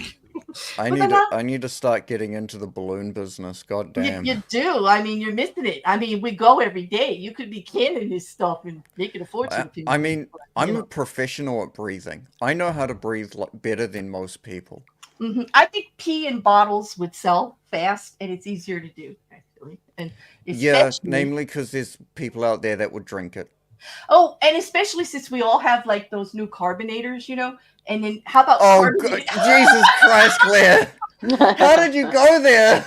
It was my creative inspiration. Jeez. So did he eat Taco Bell before he did this? I don't know. It doesn't say. I don't know. Was Taco Bell around in 1961? I don't know. Maybe. All right. But anyway, he wrote to a friend once and said, I should like all artists to sell their fingerprints or else stage competitions to see who could draw the longest line or sell their shit in tins. The fingerprint is only a sign of the personality that can be accepted. If collectors want something intimate, really personal to the artist, there's the artist's own shit. That's what it really is. That's it. Now, it don't get closer than that unless you want to knit from your vagina. Exactly. I'm just saying, sometimes, this guy, he made his point though, right? This point I get. Everybody wants a piece of the artist, right? Everybody wants to know something personal, a great detail. When somebody does something fantastical that we admire, we all fan a little bit, right? I kind of get this concept. He was actually pushing back on the fact that, we don't know who artists are. There's not enough information out there. They want to say that they put everything into this piece. And if we don't get it, we don't get to ask them. We don't get to talk to them about it, Basically, he was just saying, you got to be open out there. We need to fingerprint everybody. We need to put everything out there, where you're coming from, whatever. You need to live your art, so to speak. So put your shit in a can. Because that's the real deal. And I kind of get what he's saying. I do. I kind of get it. I do. This more than the other two. The other two totally missed the mark with me. All the other two needed to say was, I'm just doing it to prove a point. They didn't need to try and make it sound super, deep and meaningful, because it completely missed. Whatever point they were trying to make completely missed, by a mile. He did. They really did. But this was definitely an act of defiance. It was mockery of the whole art world. It was his stance against how things were. People butting into his stuff, not understanding, not having a platform to explain things to people. Just the way that things were run back then. But as far as the pee in a bottle and carbonating, somebody already beat us to it in 2021. Rekker, I'm sorry to say, we're not going to get rich. YBA and artist Gavin Turk made a piece called Artist Pissed, where they canned their own urine and sold it for its weight in silver. Jeez. Yep, they did. And that was in 2021. Yeah. Guess how much that can of shit has actually sold for at points in time? 124,000 lira is what I saw. Yeah, 124,000 euros. I wouldn't even open it, Grace. Oh man, imagine if you found it today and opened it. Oh, and that was just one funny? can. Oh wait, another one, can number 54. Oh, they're all numbered, by the way, and there's 90 of them. 182,000. You know what'd be hilarious? If all that was actually in the cans was just a bunch of sand. Can you imagine? I wonder if anybody would open it and find out. That would be no. That would be more newsworthy. Hey, yo, integrity journalists, get on that one, because that's a real news story, not what you did to sketch. Lay off that shit and get on opening one of these cans. Yeah, lay off that. Yeah, I want to know. Yeah, lay off. Yeah, get on this shit and lay off that stuff. Like, yeah, really.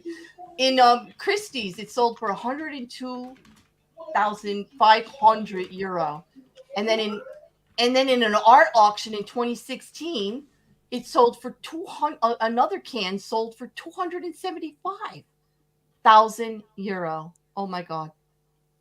Oh, that's the euro. The other ones were lire. Yeah. Because there's a difference. Oh dear God! Someone actually. What?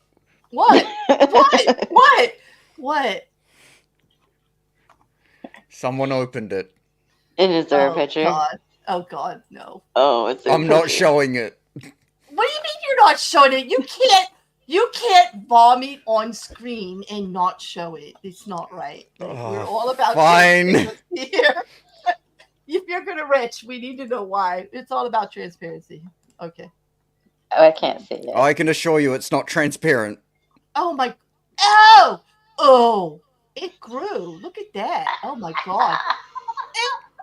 Oh, that's not that bad. I mean,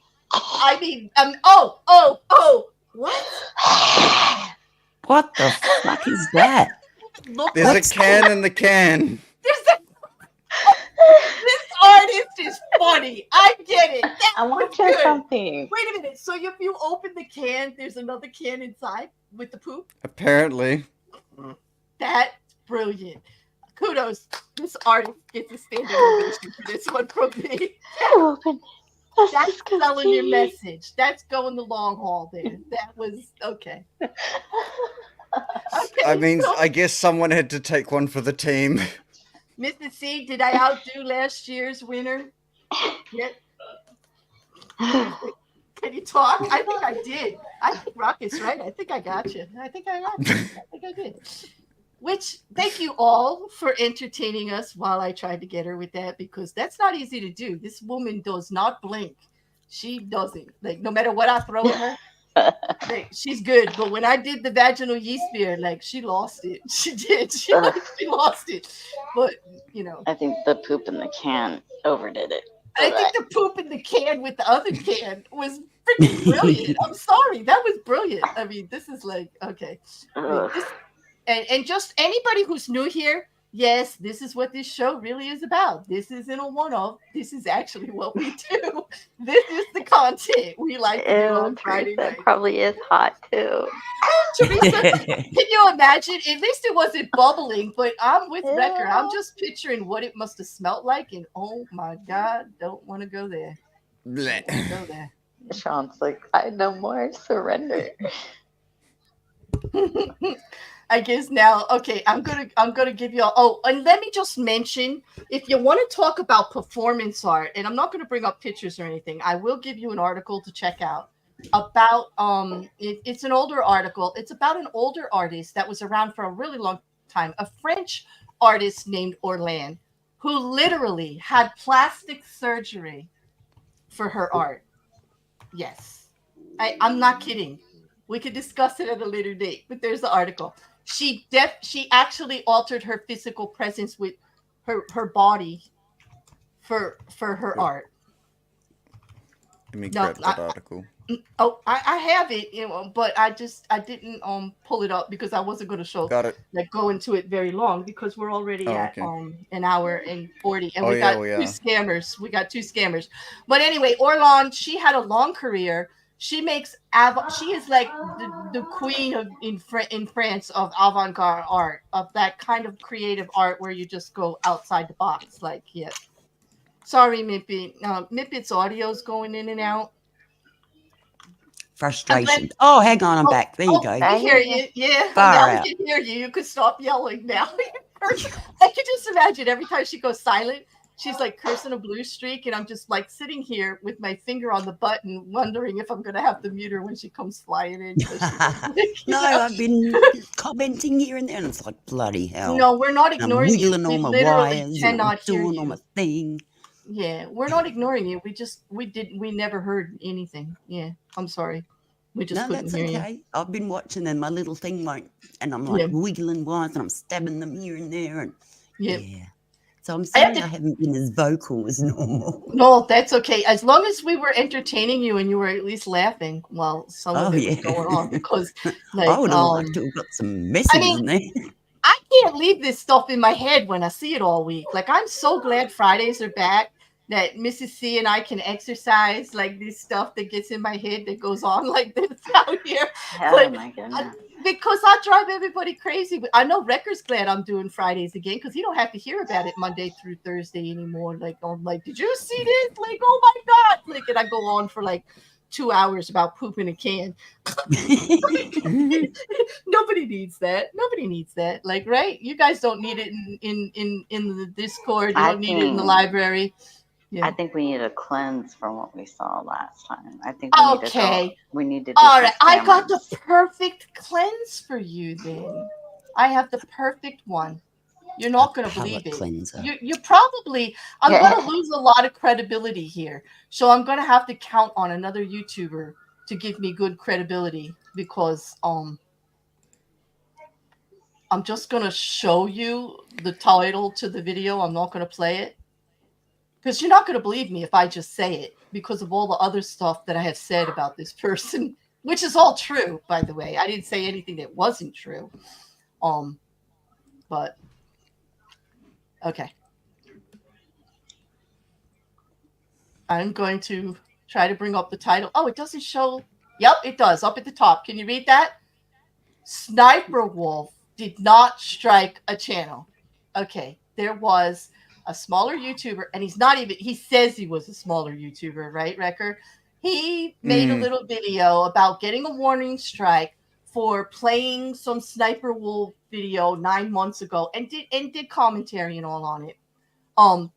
And he did a video without really disclosing all of the great details of it, just telling he had to strike, and he didn't show us like the whole thing.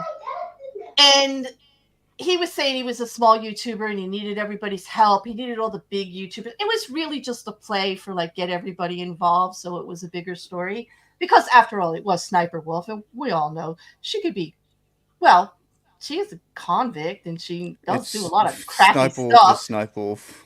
And the irony of Sniperwolf putting a strike on anybody's channel for showing her content, when her content is just taking other people's content and putting it on her channel. Like the irony was there. And so it was a big story. I'm not going to put on the kid for doing that. I mean, anybody would, right? You're on YouTube.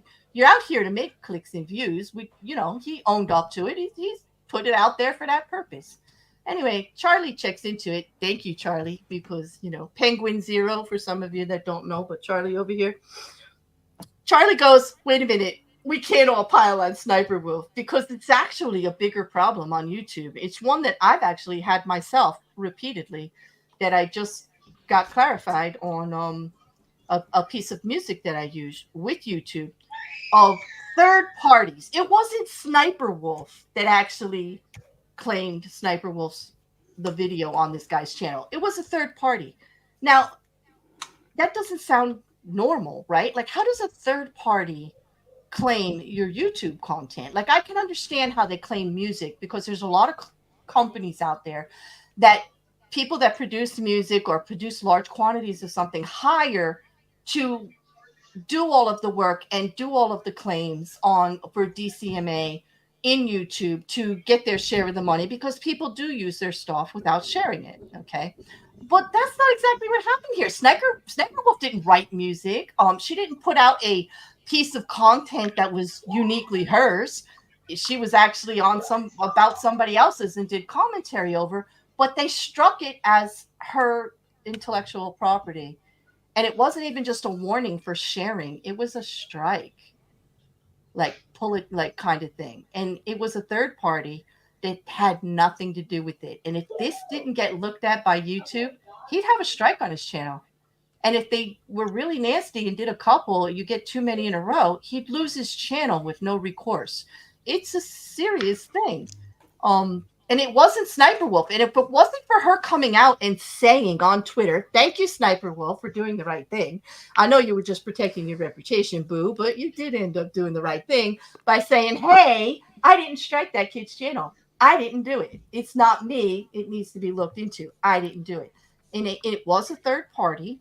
And, you know, Penguin went out here and reported on it and everything. And I do hope that YouTube is going to rectify that with that young man, because that other party had no right to this contact of sniper wolves. Some of you that have YouTube channels will know what I'm talking about here. When you use a piece of music and you list the art, you list the artist. And I'm going to use a piece that everyone knows it. Mocking Media has done my, I listed on my True Crime and Legal Update. He did that intro for me. I loved it. It was longer, and then I asked him to make it shorter. That's a whole nother story. Because, you know, the nerve of me. But anyway, I loved the long one. I love the music that goes with it. It has, there is permission to use it. It's fully licensed, and it doesn't expire. We list the artist. We list what the piece is. They struck me to try to share my revenue. This one company, and I'm going to mention their name. It's Hawk with 2 A's. Publishing. They struck. It's like Hawk. No, it's not her. It's not her. We didn't even talk about her today. We should have talked about her. Well, hey, Hawk Publishing. I am going to spit on it because you got no right to do this, okay? I am going to spit on it because they don't own the piece. They say that they're going to share the revenue, and not that I make a lot. You all know, like, I'm not in this for the money, obviously. Otherwise, I'd behave myself out here, wouldn't I? And I don't. Okay, listen. They said they want to share the revenue every time I use that intro. They make me file a claim on me to share it. It goes into holding. I contest it, show I have a license. I wait 30 days for it to be released. They haven't commented me once saying that it really is theirs, because I say every time, this isn't yours. You shouldn't be doing this. Yo, YouTube, can you help me out here? This is them misusing your process. Like, they're twisting your process against your creators. To no avail. Long story short, we ended up changing the music on the intro. Rekker wrote it, and I started using it this week because they are relentless. They won't stop. And YouTube knows it's an issue, but because they're bots that do it, it's really hard to keep up with. Now, I say, why can't YouTube look at my channel that to date has 45 claims from these people, and not one of them have been valid? They've released every single one. Why can't they look at that and say, oh, there's a problem here with this person filing claims? Like, YouTube's just lazy. I know. Yeah, shut their freaking channel down. This is too logical. Claire, you're being way too logical right now. I know, it's you need to Friday calm night. down. You need to just like, chill. Yes, just be ridiculous. relax. Yes, just relax. Stop making sense. Stop. This is YouTube. It's YouTube. It makes no sense. Exactly. I know. Thank you, Juju. I'm sorry, but you know, if you had to do those claims, you'd be ranting too. I'm sorry I bothered you guys with it, but now that it's over with, I feel better. I feel like light, you know, because, like, you know, I love that intro. I think it was great the way that Mocking Media put it together, and I'm a little perturbed, although I do love the piece. Don't get me wrong, Rekker. What you did was freaking fantastic, and I'm getting lots of compliments on it, and I love it. It does go really well. We left the original videography of Mocking Media, so now it's like a co-piece. They both get credit, and I thank them both for contributing to my channel and the success of that intro. But damn, that person, that damn publishing company is huge. And there was even a petition going around. Mocking sent me a petition to sign that everybody knows about this company, that they were approaching YouTube, and nobody actually is doing anything about it on the YouTube end. And it's bigger. I mean, I realize I'm a small channel. It doesn't, like, they're not going to really care what happens to me. What about all of those larger ones that it's happening to? You know, consistently, especially, you know, they're bothering to list the music that they use, and somebody's just trying to say it sounds similar to the melody in something else, so we're going to share your revenue. Bollocks. This is like ballsy bollocks to me. It's really just ridiculous. I missed a comment before from Maye. He wanted to know if there was another can inside the other can. I wonder. I wonder if anybody was brave. Do we have to find out? Unfortunately, they didn't open the second can. They were too much of a pussy. Oh, I'm sorry, Mrs. Cassandra. It's the only way I could think to get out of this conversation. They probably stunk so bad they probably passed out before they could even open the second can. Yeah. Look, and I'll tell you, look at Vienna sausages the same. I can't because it was laying like there was little ones on the lid that was kind of, it's all white. It reminded me of Vienna sausages, and I love them, and I can't use it anymore. I know, it's like so disgusting. It's adding a square, that fiery redhead temper. I'm not mad. It's not my temper. Well, yeah, I am kind of. I'm sorry. Well, it's like you said, you've been dealing with it for how long? How long has this been going on for? For as long as you've had that intro? You've had that intro for a long time. I've had that intro for a long time. It did not start until I would say it was, what was it, Rekker, about September or maybe September last year? They started yeah, that's almost September a last year. Yeah.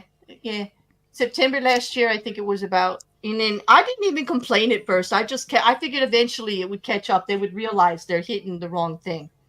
But after I got through 2 months of it, and I'm talking like at the end of 1 month, they go back and start hitting the ones in the beginning of the month. So you're always like playing catch up. And what they do is they hold everything up. And it's not so much the money. It holds up my analytics. Once they pull everything off, they pull the video off. So I don't even know how things are doing or what's going, what's working, what's not. It skews all of the stats on my channel. And everybody knows I do a lot of true crime, Yeah. So for me, it did affect me. And I feel for the people that are actually making money on their videos and depend on their YouTube money to support their lifestyles. It could be really horrific thing to go through. But the good news is Sniperwolf was innocent. For once. Put that in your pipe and smoke it. Who would have thought like that was not something on my bingo card that Sniperwolf would be right about anything. Like, no, I didn't think she'd be innocent. Well, now we're going to have poop in a can on the bingo card. So we're going to have poop in a can on the bingo card? What is that going to be? I mean, I don't know. How is that going to come up regularly? We don't have a bingo card for Friday. Yeah, have fun, Rocket. Friday is crazy. That's what I told him. He's got Friday. One for Friday. Because Friday includes AITA, Mayhem, panel shows, and also What the F. So there's lots of stuff on there. There would be things like Mrs. Cassandra makes Claire speechless because on Mayhem she really tries really hard to do that, and she has been successful quite a few times. And she makes me blush, but you can't see that. We could put stutters there. We could put chat comes to a complete halt, because that has happened when we've done Mayhem, or even this show where chat just comes to a complete halt because they can't believe what we're talking about. They're just like, what? Like, wait a minute, I must be in the Twilight Zone somewhere. Like, this can't be happening.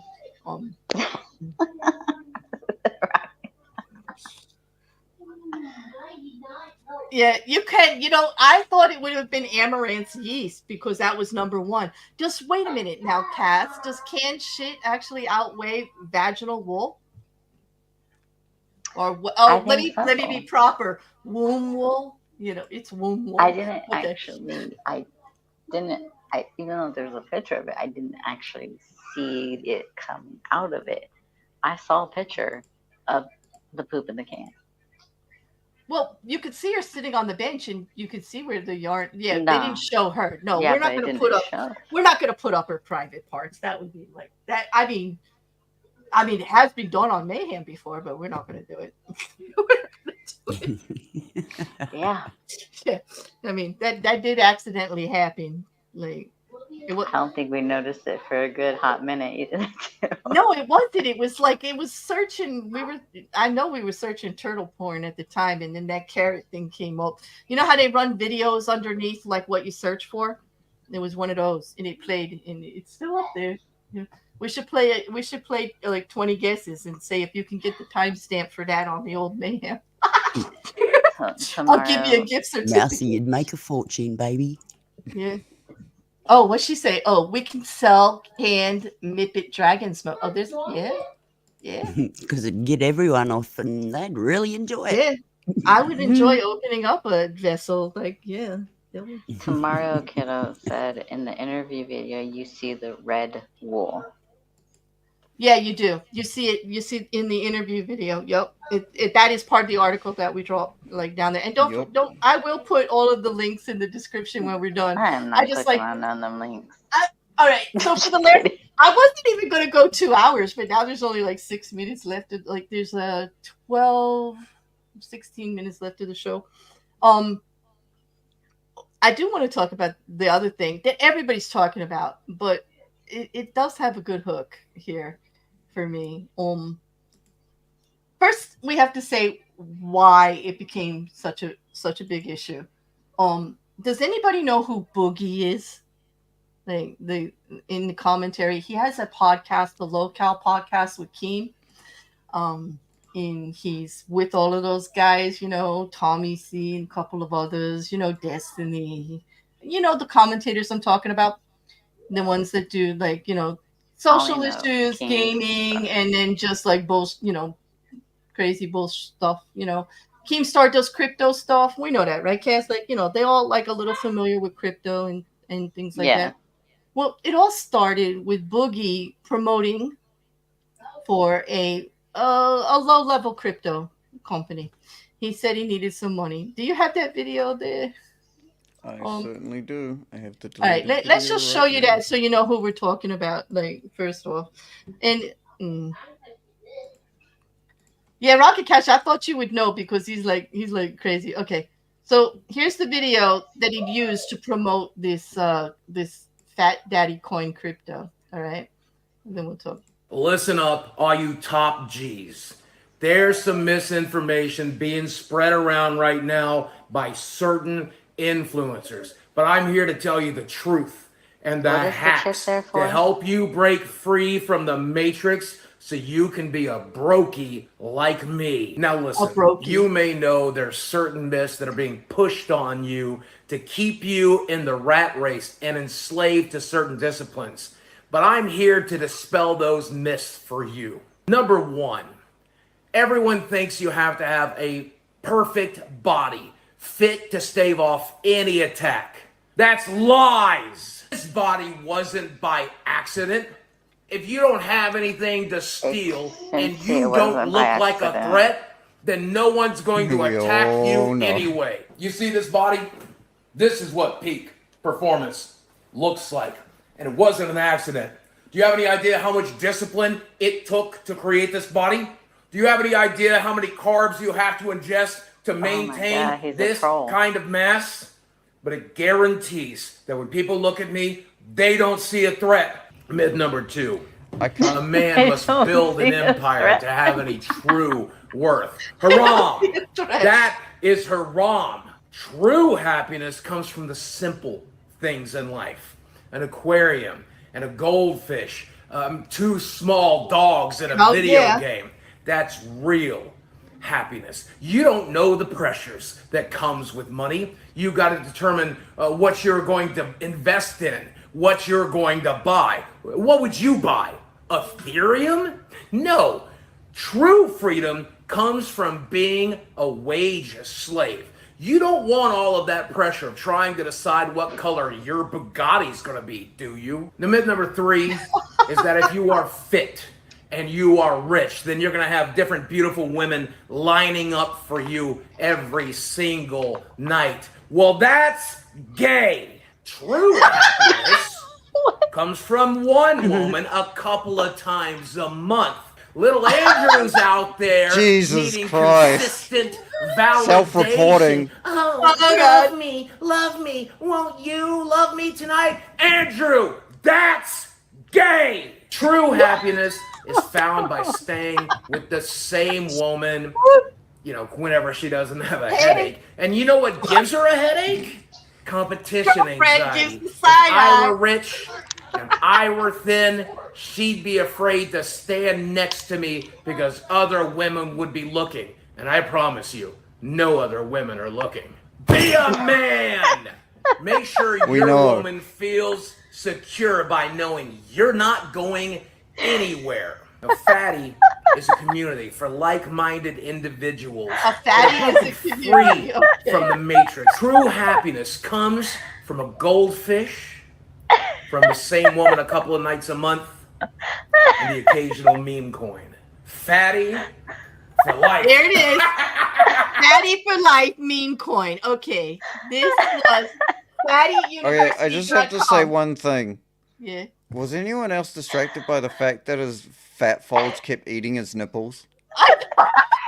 It was entertaining, and he can be whatever he wants. But now here's the problem with this. This was all a promo that he put out there, and he's huge. He has a lot of followers. He is huge.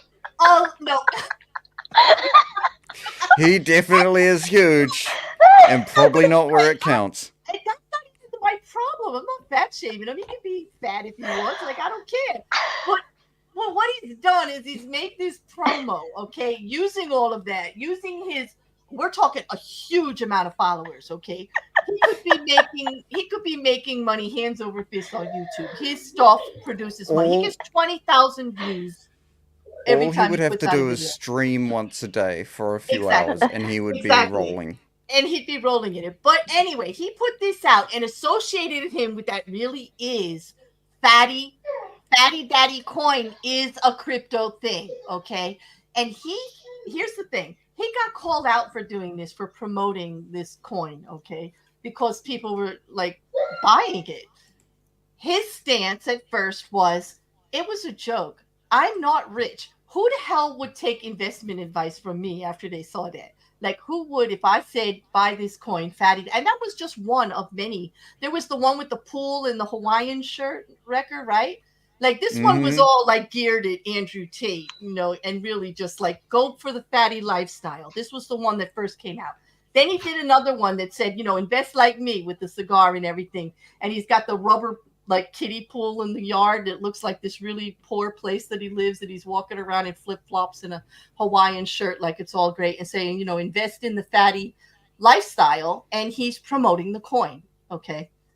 Basically, when he got called out for it by some of the larger YouTubers, and, you know, we're talking about all of the big talking heads, right? Tomorrow Kiddo calls them the talking heads. I'm talking about that larger commentary community.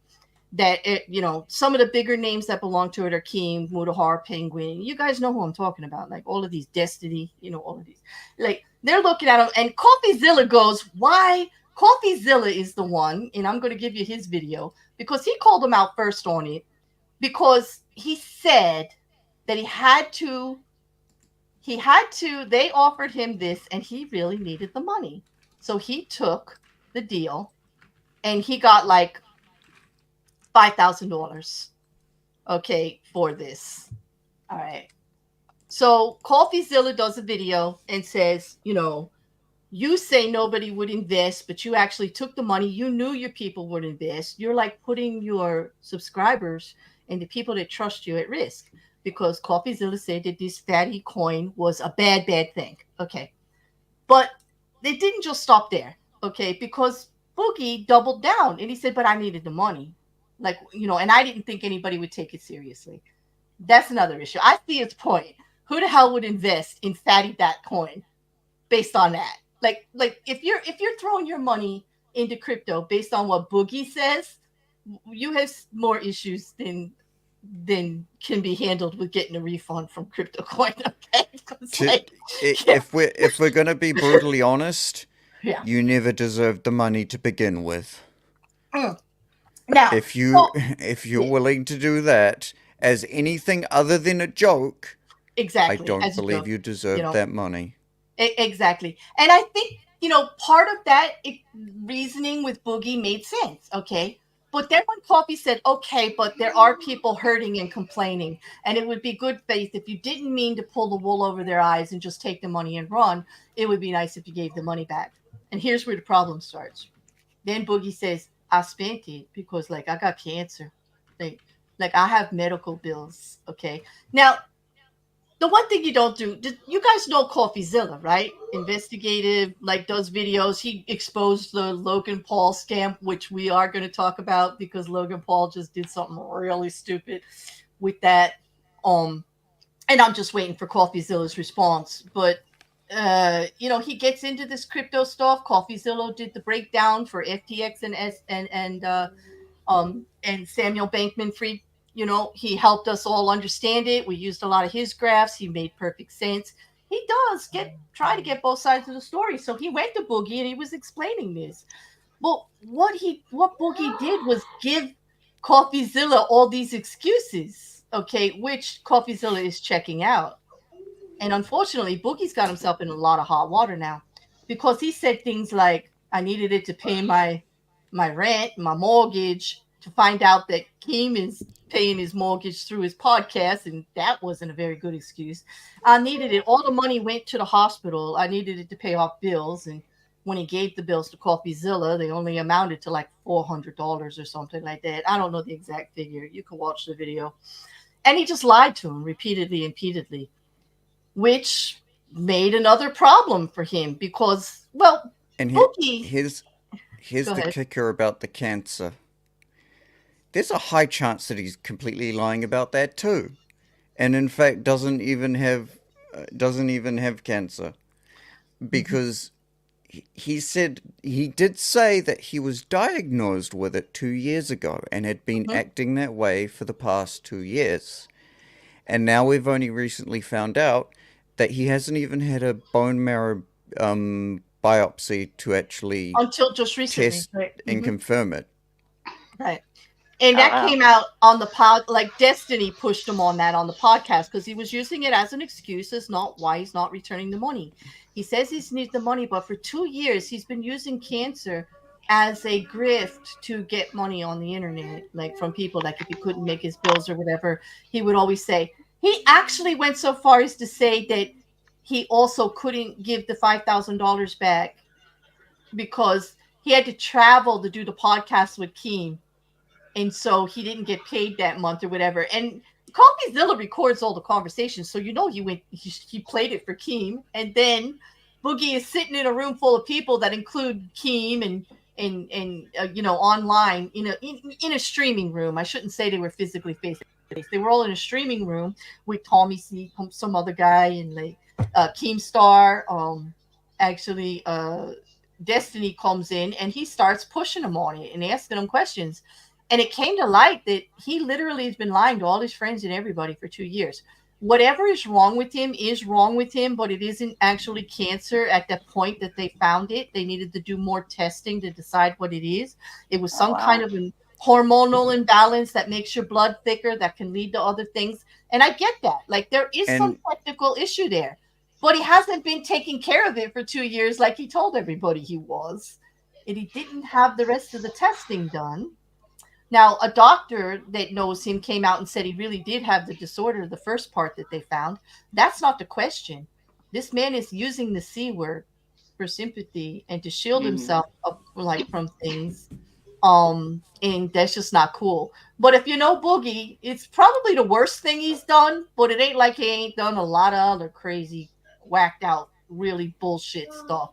And, well, the truth seems to avoid him like I don't know what. Like, he just doesn't surround himself with truthisms. I'll tell you that he's gonna lie before he does anything. He's done it repeatedly. So I don't know why everybody's surprised, but quite a few people are really, really pissed.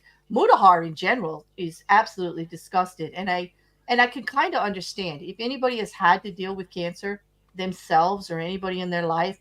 If you've lost your home and finances to medical conditions and everything, and yet you have somebody out here saying they have it to get money and they don't, well, it just feels really personal and off. You know what I mean? Like you get angry, and I don't know why you would put himself in that position. He just has no self-awareness whatsoever, Boogie. He's either the worst, character out there and just really has no morals, or this is like just some hoked up character he plays on the YouTube, and it would be fine except for he's actually hurting people with it. You lie to people about stuff, it just It kind of makes them question everything. But then again, he's not out there pretending he's a great guy, right? Like everybody follows him and everything for his outrageousness and the drama that he does and all of that. So he's not out there saying he's a pillar of society and he should be looked up to. I don't want to go that far. And I do understand why he thinks that the Fat Daddy stuff was just a joke and that nobody would invest. And I could see if some company wants to pay me 10 grand and I don't think anybody's going to believe it and I need the money, I could kind of see that angle out of it. But he should have just stuck with that. And when Coffee pressed him to give the money back, said, no, I'm not. I mean, first of all, treat your subscribers and people like CoffeeZilla needs to understand those people that invested were grown-ups. If you're not leery of crypto coin by now, with everything that's happened to everybody with all these other scandals, like I don't know what to tell you. Like you got to look into it yourself. You can't like just because you can't blame a YouTuber for your investments just because they promoted it. Should they do better? Yeah, it would be nice if he checked it out and protected his audience. But I guess he just thought it was funny, you know. And I kind of get the angle, like who would invest in something just because he said it? Because like. I think the same thing. Like, why would you take your business advice from Boogie? You're right. From Boogie. Like, Boogie. Come on. Like, really? Like what Grace said earlier, I'll take his advice on a good hamburger. Exactly. Like, I would. Like where to get the best, you know, secret sauce or something. Or the secret menu at some fine restaurant. You know what I mean? But like about your money, like you get it, you know? And it's not like he hadn't been like telling everybody he needed money all along and getting money from subscribers and running little things and stuff on the side, you know. So everybody was fully aware of it. So CoffeeZilla, in a way, I love CoffeeZilla. Don't get me wrong. I promote him. I think he does great stuff. I'm totally on his side. I just think his expectations of Boogie were a little much, like, you know. And I actually think he actually played the hook there too, knowing that Boogie was going to make an ass out of himself and it would be a great video. And it was a great video. I recommend you all watch it because it's funny as hell. Because Boogie just keeps doubling down and then backtracking and it's just like so obvious. And it's just like, it's pretty funny. Well, you know, did that story have to come out? Yes, you know. But here's the thing. Now everybody is supporting Boogie saying, well, they thought it might be cancer, so you could understand why somebody would actually just run with it. I'm like, no, I don't. I actually don't. How do you guys feel about it? Do you think you should get a pass for running with the diagnosis? No. Nah. If you're gonna pretend to have cancer, like, here's the thing. Even if he does have cancer, this is his own words. Mm-hmm. This type of cancer is like easy mode cancer. There is people live pretty much normal lives if they have it. And that's if he has it, because there is no specific confirmation that he has. Mm-hmm. And he seems to, and one of the main reasons why I have a lot of doubt is because he released a video a little while ago that had a massive list of all his ailments scrolling across the screen. But for some reason, the biggest ailment that he's talking about seems to be, he seems to be hesitant to put that forward and prove it. He won't prove it, like, because there is no proof. He's got to have the bone marrow test, and even if he has the disease that could lead to cancer, and the type of cancer it could lead to is a type of leukemia. It is a blood disorder cancer, which we know that there's a lot of treatment of. It is devastating, depending on which ones that you have. But apparently this one is related to hormones, and it can be managed. So, you know, that shows you that he's like trying to get sympathy for all the other stuff and saying, well, I needed the money for all of this. So just because I use the big C word to get the most sympathy, because when we hear that, nobody wants to hear that word, right? When you think of it in relationship to your own body, your own life, it's scary. Okay. It's really scary. And I know way too much about that. Okay. He's using that for the dramatic effect, knowing what that word does to people. And that's what I have an issue about. That is a manipulation. That was gross emotional manipulation of everybody. I mean, when he says, like, and Rocket Couch is right. When it comes to the investment thing, he literally said he only wanted rich people who could lose the money to invest. He didn't think people that actually cared about their money would do anything with it. He just figured no harm, no foul. If you've got money to throw away, you know, you do it as a joke or whatever. And all he had to do was these videos to promo it to get his money. He didn't have to invest in the company, you know. So he's thinking he did his part, and whatever anybody else did, he shouldn't be held accountable for it. He actually thought he did a good job of making it a joke, that nobody would take it seriously. That's the angle he's saying anyway. And I kind of get that angle a little bit. But when you use the big C word, I mean, you use the big C, it's deplorable. Oh, God, I said it. I said the word deplorable. Oh, oh, that don't sit right with me on a fun show. That's not good. That's a bad sign. Okay, there's a bad sign. Yeah. I agree with you, Rocket. He also says, the small amount that I've seen has given me the impression he's gotten way more benefit of a doubt than he deserves. Exactly. He emotionally manipulated a lot of people, including the people next to him.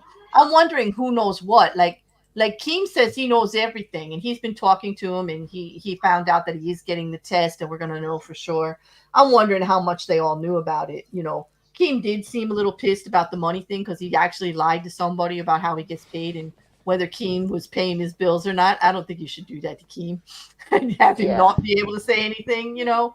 Was Destiny just being a, you know, if you guys watch any of Destiny's content, you know he goes in. Like, he don't care. Like,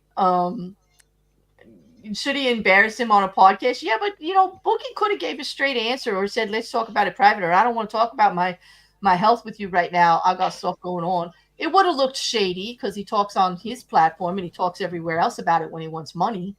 But he could have shut it down. But instead, he just kept making it worse and worse and worse. Like, the more he talks about it, the worse it gets. He just, like he did in the CoffeeZilla video, he just kept giving information, lie upon lie upon lie upon lie. And that's why I question, like, why would anybody believe Boogie anyway? We haven't been able to believe a single thing Boogie said in like 2 years. Does anybody remember the house shooting incident? That he was threatened and all of this, and then we find out like it really wasn't like that. All the craziness that was going on, like that's Boogie. Yeah, that's Boogie. I didn't know that was him. That's the same Boogie, Mrs. C. Like the same Boogie. Then there was all the stuff about his girlfriend, whether she was the legal age or not. I don't care.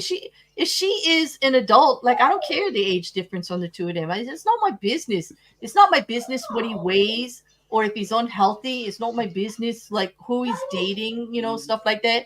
Like, I don't care about those kind of scandals, but like the manipulation and the grifting, like that causes harm to people. To be honest, the thing that I really feel sorry for is the preschool that he has to go to every time to pick his girlfriend up. Stop it. She's not preschool anymore. I thought at least third grade. Like, come on, give her some credit. She just looks young. Like, she just looks young. This is third grade. I thought that was his daughter. No. I was like, why is he letting his daughter stand there with short shorts on? There are other pictures of him with his daughter, and she is slight like that and all. So I'm not actually 100% sure in the video who that is. I think it's his girlfriend, the way he was talking. That is his girlfriend. Yeah, I'm pretty sure it is because I recognize the tattoos from another video of his. But there are some pictures. That's another point. He has a daughter who's of an age to see social media. Yes, he does. And one of the things on Twitter were some pictures of that. Like, Boogie, you've been caught out lying about cancer. What do you think that does to your daughter? Don't you see how you're affecting other people's lives when you do this stuff? And they were making some valid points. I mean, you're trying to make a butt out of all the people that support you on that podcast. I mean, they're all friends. I don't think they're giving them too hard a time because it's YouTube. And they seem like they kind of get it like I do. There's real life and then there's YouTube. There's the stuff that happens out on here. And that has a whole different sets of rules to real life, unfortunately. Like, you know, And I know that sounds a little hypocritical because I'm actually saying he should do better. Like he shouldn't be lying to everybody, taking advantage of people with that big C word. But it happens, and it's happening a little too often. It's not only happening in the larger communities, it happens in the smaller communities actually more often. And we just all have to be careful. I'm not saying don't help people. We all want to help people, but I also have to say we really can't believe a lot of people. If everybody turned on him right now and said, we want our money back because you don't have cancer, you'll be surprised to hear me say I would be against that, because when you donate your money to somebody, you donate your money. You have to remember why you did it, and they really don't owe you anything. Just call them a lying scammer and walk away, okay? Because the whole, we have to take some accountability for the decisions that we make, and we can only blame it on them so far. If we want to be fooled, we'll be fooled. Are people taking advantage of people out there? Yes, they are. Absolutely, they are. Should they be called out for it? Absolutely. But you can only go so far. You can't replay history. You can't go back and make them do the right thing, right? I mean, it is what it is. I just think it just hurts more to do all of that, I mean, if it was me, I wouldn't be donating to him anymore, Unless he wanted to get a graduation cap for his girlfriend, right, Rick? Yep. You got to pay for that cap and gown. Here we go. I know I'm taking cheap shots at you, Boogie, but it's not like you don't deserve it right now. Sorry, not sorry. I mean, it's YouTube. You're out here. You're gonna have to put up with it. Yeah, another use for exactly. I don't know. It's crazy. It's crazy. Well, anyway, that was all I had for tonight. Like, how did we do, Mrs. C? Did we beat vaginal yeast beer? I'm speechless. You're speechless?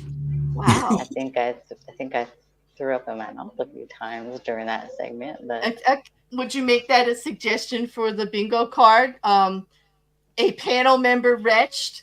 Definitely rocket couch that has to be on there, because I got the vote. To it. I got Rekker and Mrs. C on that one. Like, so yeah, okay. Yeah. So I want to see panel member wretches, like,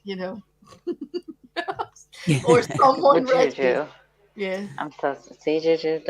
Now you got something to be talking about on Sunday. You can yell at her on Sunday. Yeah, but here's the thing, Juju. I know you love me because you stayed for all 2 hours and 11 minutes of it while you were throwing up. That's true friendship. That is true support, people. Take note. There you go. That's where it is. If you're throwing up through the whole stream and you're still here, like, that's support. And I truly love you for it. Like, thank you so much. Are you suggesting I shouldn't be messaging to this stream? Oh, you should. You should message. You should message. You should hit the like. Oh, that's not what he meant. Oh, you mean massaging? Oh, you could do that too. No. What did he mean? Oh, he meant masturbating? Oh, well, you know how I feel about that. You should masturbate any chance you get. Make yourself happy. Don't. My stance on this, people. Don't wait for others to make you happy. Take control. Make yourself happy. Make yourself happy. Grab it. Grab it by the balls and take. There you go. And take control. You know what I got to say? Who knows how you like it best? You do. That's all I got to say. No need to wait for the perfect opportunity. Just like have at it. Like, I'm not offended at all. I'm not offended at all. And I'm glad, and my whole panel knows me so well, they just agreed with me. All of them did, okay. Exactly, Juju. Nobody, I have to say that every time. Like, I know how to make myself happy. That's fine. I'm very happy when other people make me happy. It's special, But, I spent, okay. Gastric refluxes work. Oh, tomorrow, kiddo, we got you too, and you're still here. I'm so pleased. We made, look at everybody. Is that a successful show if we make the whole chat sick? I don't know. They might not come back next week. Oh, I Oh, wait, thought next week They you will have because they not next love week, it. the week after. next week I may have a panel, but I'll put it on the community tab if I'm somewhere else. But otherwise, what I would like to know, I'm going to put up a community tab about timing, and I'll talk to everybody about these. Because I do my other shows like at 7, but if later is better for Fridays, just let me know. 7 your time. Yeah, that's Eastern Standard. Like, I don't know for you, like if Fridays are rough later rather than earlier, because I know you got the wee one to worry to do stuff with. Like, so I want to work with you because, like, yeah, I don't want to do this without you anymore, Mrs. Cassandra. I don't want to do it. I am so bad. I hope you all enjoyed our very long. Oh, thank you, Grace. See, we can count Grace. Thank you. And thanks for being here, Grace. It's really cool. I'm glad to see so many of you. In chat too. They're all throwing up. I know. That's why I said we made every. As far as I could tell, there isn't anybody who's not sick after this show in the chat. It's one for the ledgers, people. Okay, but anyway, thank you so much. Night, and Sean. Hey, thanks for being here, Michelle. I think I said it right. I hope I said it right. Maye, it's nice to see you. Sin, I saw you check in before you had to check out. That was nice of you guys to come over from Rekker stream. Thank you. Shill, thank you for being here. Oh, you were eating? Oh, Shill. Wow, she was eating during this stream. I give you a lot of credit, girl. You got a cast iron stomach. I couldn't do that. Oh my goodness, Mark.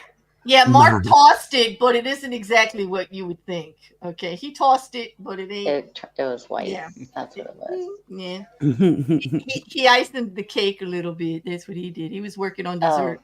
No, don't be giving people ideas. Claire, come on. You don't need famous for the unintentional innuendo, and I'm even more famous for the intentional one. Like, that was intentional. Like, why hide it? Like, really, why hide it? I'm a bad bear, especially on Friday night. Okay. Anyway, thank you all for being here. I think I'll put on an outro or something. Thank you for having us. And thank you. Are you kidding? This is like one of my favorite things to do because it's so much fun. Yeah, I'm sorry that I was late, but no. Yeah, well, Claire was late herself. It was just Rekker and I for a good 27 minutes. I kept getting kicked out by my internet. Mrs. Cassandra. Actually, it was my computer the first time, and then the second time it was my internet was going in and out, like, because I have that whole new system and it takes a while to settle. So if I get kicked off of it, it was just going crazy. Yeah, they talk terrible about both of us. I have to go listen to that 20 minutes. It was only about you, Claire. We would never talk about the dragon. Oh, well, that's kind of smart because, like, well, my morning started at about 5 o'clock when we had ambos and police out the front of my house. Dealing with the fucking crack den across the road. So fun. That's why I was late. I accidentally slept through my alarm after that. So I would have been too. I'm really sorry. Yeah. No, don't apologize. I'm hoping we get not next Friday, but the one after that. I hope you all can join me back. Not so sure about Rekker. He'll be back in university, but you're always welcome. Like, to pop up. The shows may be a little shorter than they were tonight. We did first one out. It did get carried away because I was late and there was a lot of goofing off going on, and But if you guys all have ideas for the shows, AITA Mayhem or What the F, those of you that have been here and know, don't hesitate to write on the back of the in the comment section on the videos or send a DM. I prefer you to do on the comment sections because that actually gets conversations going and it gets in the algorithm and it lets more people know what we're doing. So don't forget to like and share and all of that. And I'm really happy. I'm sorry. Not sorry. I made you all sick, but actually that's a totally successful show because I really did want to outdo last year's show with Amaranth when we went out with that one. Oh, my goodness. And the last words Mrs. C said was, "We're never going to be able to top that one." And I'm like, it will be my mission to top that one. That's what your mission was. You had to go and find it. I did. I think it's mission accomplished. I mean, there was wool in the womb. See, like, come on, Cass. Like, really. Like they were finger painting with minces. Like, come on. Hey. No, that see, those ones don't bother me as much as seeing the picture of the Of the shit in the can. Well, that was all Rekker. He did the coup de grace there. The coup de grace there was Rekker finding the open can, which had a can in it, like that was so great. Like that just blew me away. Well, there's one question in here I do want to address just to make it clear. And I guess I have said this a couple of times, Mark, and I thought I put it on my community, but if I didn't, I apologize. He said, Claire, how is your fundraiser for your computer going? I ended that fundraiser at the end of last year. Through the help of, can I say?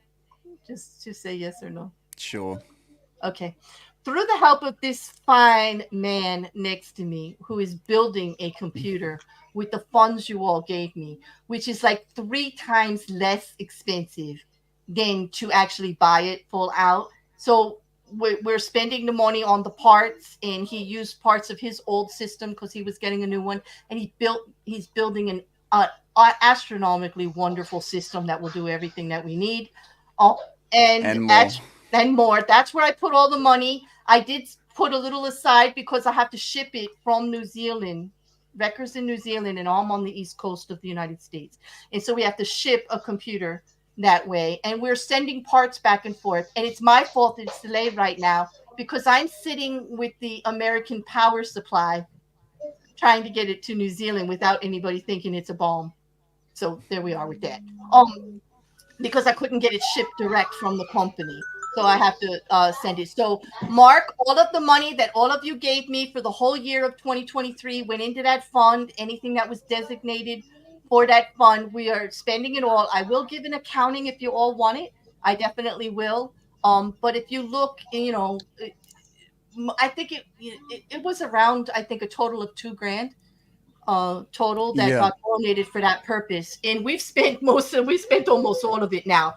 And I have been putting a little bit aside of the money I've been getting now for the shipping of that. But that's the update on the computer. We are donating gift certificates either to any charitable place you want for the bingo cards. Liam did win the first 2 and donated. And I have to post that receipt for you guys to tell you where it went to. But we'll be doing those in 2-month increments. Members who have winning bingo cards or any bingo cards, you can send them to me with the date on. You can enter for the month as many times as you have a stream with a bingo card, and you can use. There's also the bingo room in Discord if you happen to be in there. If you're a member in there, some members aren't in there, and they could still DM the picture of the card to me. And I will enter you in the drawings. At the end of July, we'll do June and July. We did April and May, and then we'll do June and July in the beginning of August. We'll do 2 months at a time. I do a separate little spin for each month, and we'll have 2 winners or the same winner because Liam keeps entering. You guys, he's got an advantage because he plays bingo every time he's here, and he submits his card. So he has an unfair advantage because you get to every time you submit a card, you get an entry. And the more you enter, the better your chance of winning, right? So you do that if you want. Or just have fun with it. I'm not going to make you guys participate. I think everybody should have fun with the bingo. It's a lot of fun. It's something to do. But thank you for asking, Mark. And I'm sorry if I wasn't clear about it before. But I haven't been taking direct donations for it all of this year in 2024. I think since January, maybe. The last one came in, and I think I started talking about it then.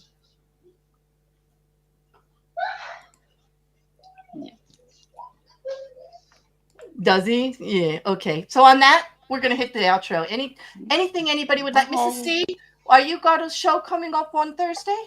Yeah, we're doing Little House on the Prairie trivia this Thursday. Oh, that sounds like fun. So it's like trivia, and yeah, the trivia games always goes over. You had a very funny stream the other night that I just watched the replay. The laws in Texas, and I was cracking up. Believe me. Oh my god. Yeah. That was fun. That was good. I'm glad you had a nice lively chat for that too. There are some other people in the chat that have channels like Mousy and After Dark. They're doing stuff every week. After Dark just started up with the true crime on Wednesdays. And Mousy and the fish tank, and now her and Nerd are giving fish advice like once a week. We want to watch that. Nice, cool chats, And Rekker is streaming every day on Twitch. Right now he's doing Elden Ring. Elden right? Ring, yep. You're going to stay with that one for a little while? Yep, that I am. Yeah, that's cool because it is kind of in mid-afternoon for most of us here in the United States, or if you're in England, it would be in the evening because it's early morning for him over there in New Zealand. Will you be doing that while you're in when you go back to uni? Yes, I will be trying to. Yeah, so it should be consistent if you like that kind of stuff on Twitch. Eddie's on Kick too. Mippet is going.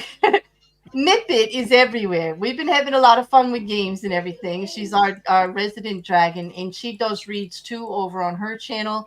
And she's been reading for my restaurant at the end of the universe, and we're having a blast with that. And I love having you here, Mippet. She also is over on Amanda's channel, which has got a new name. The DSA, the Deep State Annex, right?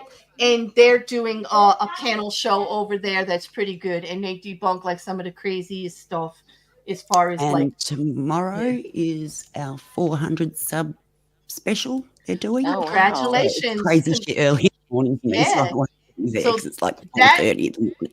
That But is yeah, great. it'll be a bit tomorrow. Yeah. Oh, that is awesome. Let me just see if I can. I was gonna say I'd do it, but as you know, my computer's deciding to be weird today. Because I mean the other ones, okay.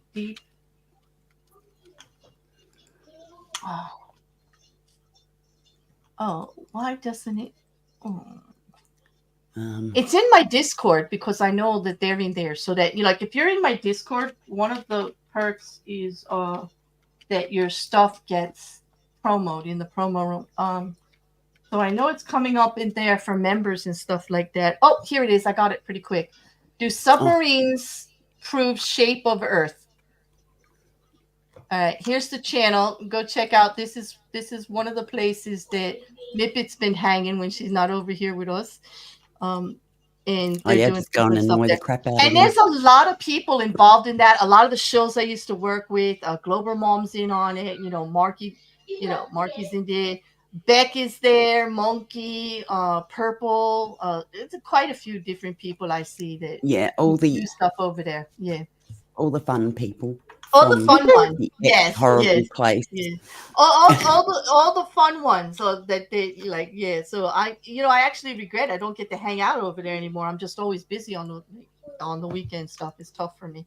But congrats for 400 subs there, Commander. Well done. Love your graphic. Oh, that's Commander. Okay. That's Commander. That's Commander 401. Commander 401. For those of you that don't know. Deep State Annex is Commander 401. And anybody who doesn't know who that purple dragon is in the chat, that's Shil. Okay, she changed her name too. Everybody changing. Y'all trying to get me to up my game here, keeping track of these stuff. Not easy. Not easy. Okay. I hate to tell you, Shield, there's only one dragon. No. Yeah, there is only one queen dragon, that's for sure.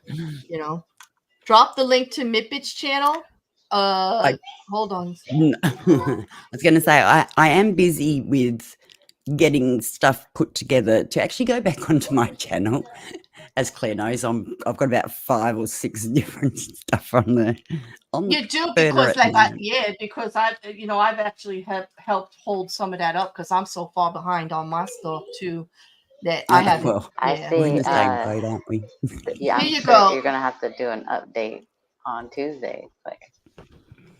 I am definitely doing an update Tuesday, and thank you for bringing it up. I did want to shout everybody else out too, but I am going to be doing quite a substantial update on Tuesday. There's a lot going on, but I do want to only do true crime just once a week unless it's a live trial. But I'm so glad I didn't cover that trial, Mrs. C, because I'm just I would have lost my mind. I would have lost my mind. Yeah. Anyway. You're. What you mean, lost your mind more? Yeah. Wait a minute. I'm glad you're just stay muted, Rekker. We don't need you chiming in on me being crazy stuff. Don't. What'd you do? Stop. Okay. Anyway. All right. Maybe I can hit the outro before he starts. I don't have to say anything. No, you don't. Bye, everybody. Thank you. Thank you. Bye. Bye, everybody. Thank you Bye. for helping us celebrate our coming back and hanging out so long, even after we made you sick. But we're not sorry about making you sick. Sorry, not sorry. That was fun. All right. Talk to you all later. Thank you so much, Mrs. C, Rekker, Mippet. Thank you for being here. Everybody in the chat. Thank you to my mods. See you all soon. Yeah, thank you all. Good night. Oh Night. my God. Can I just unsee all of that? Did you see what she did? They really are an absolute. What the Did she actually say that? Did you see that? What do you always see the damnedest things? Exactly. When you least expect it, there they are, doing it again.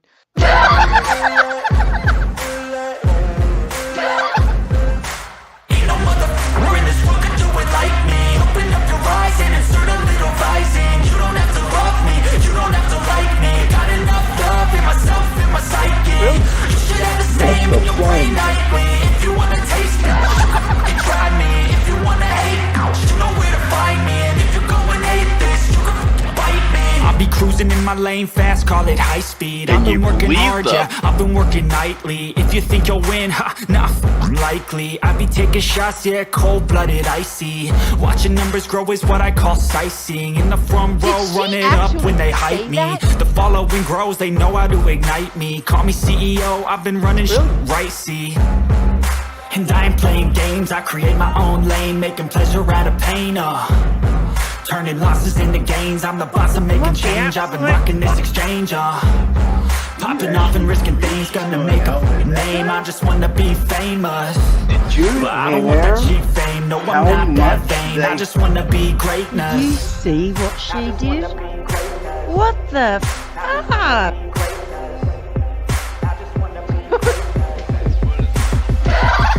We're in this world, could do it like me. Open up your eyes and insert a little rising. You don't have to love me, you don't have to like me. Got enough love in myself, in my psyche. You should have the same in your brain nightly. If you wanna taste me, you can fucking try me. If you wanna hate, you know where to find me. And if you're going hate this, you can fucking bite me. Okay, I'm going off every chance I get. I don't really take a loss, well, I'll admit. That's why I'll make it to the top, yeah, I commit. And no, I'm never getting lost, I get after it. Investing in my own stock, cause it's faster than any crypto hits go, let me spend. Everything that you see is something I invent. And it's only a percent. I'm gonna take shots. If I miss all, forget it. I'll take a fat loss just to learn all that's in it. I'm taking snapshots, learning how to fall and get it. I'm getting back up, always stand tall, don't sweat it. I never back up, I don't miss a thing or regret it. I'm always learning, you can call me academic. I'm always working, never been apathetic. Bad energy is like a poison, needs some antiseptic.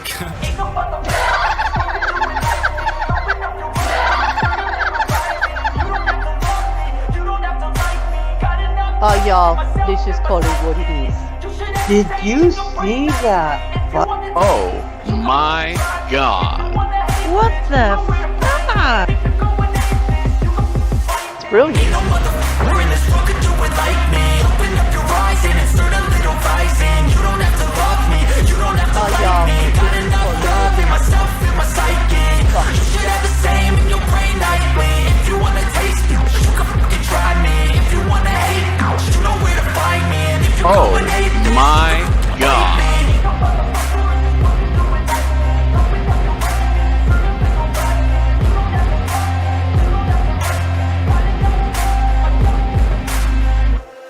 I got one thing to say. YouTube,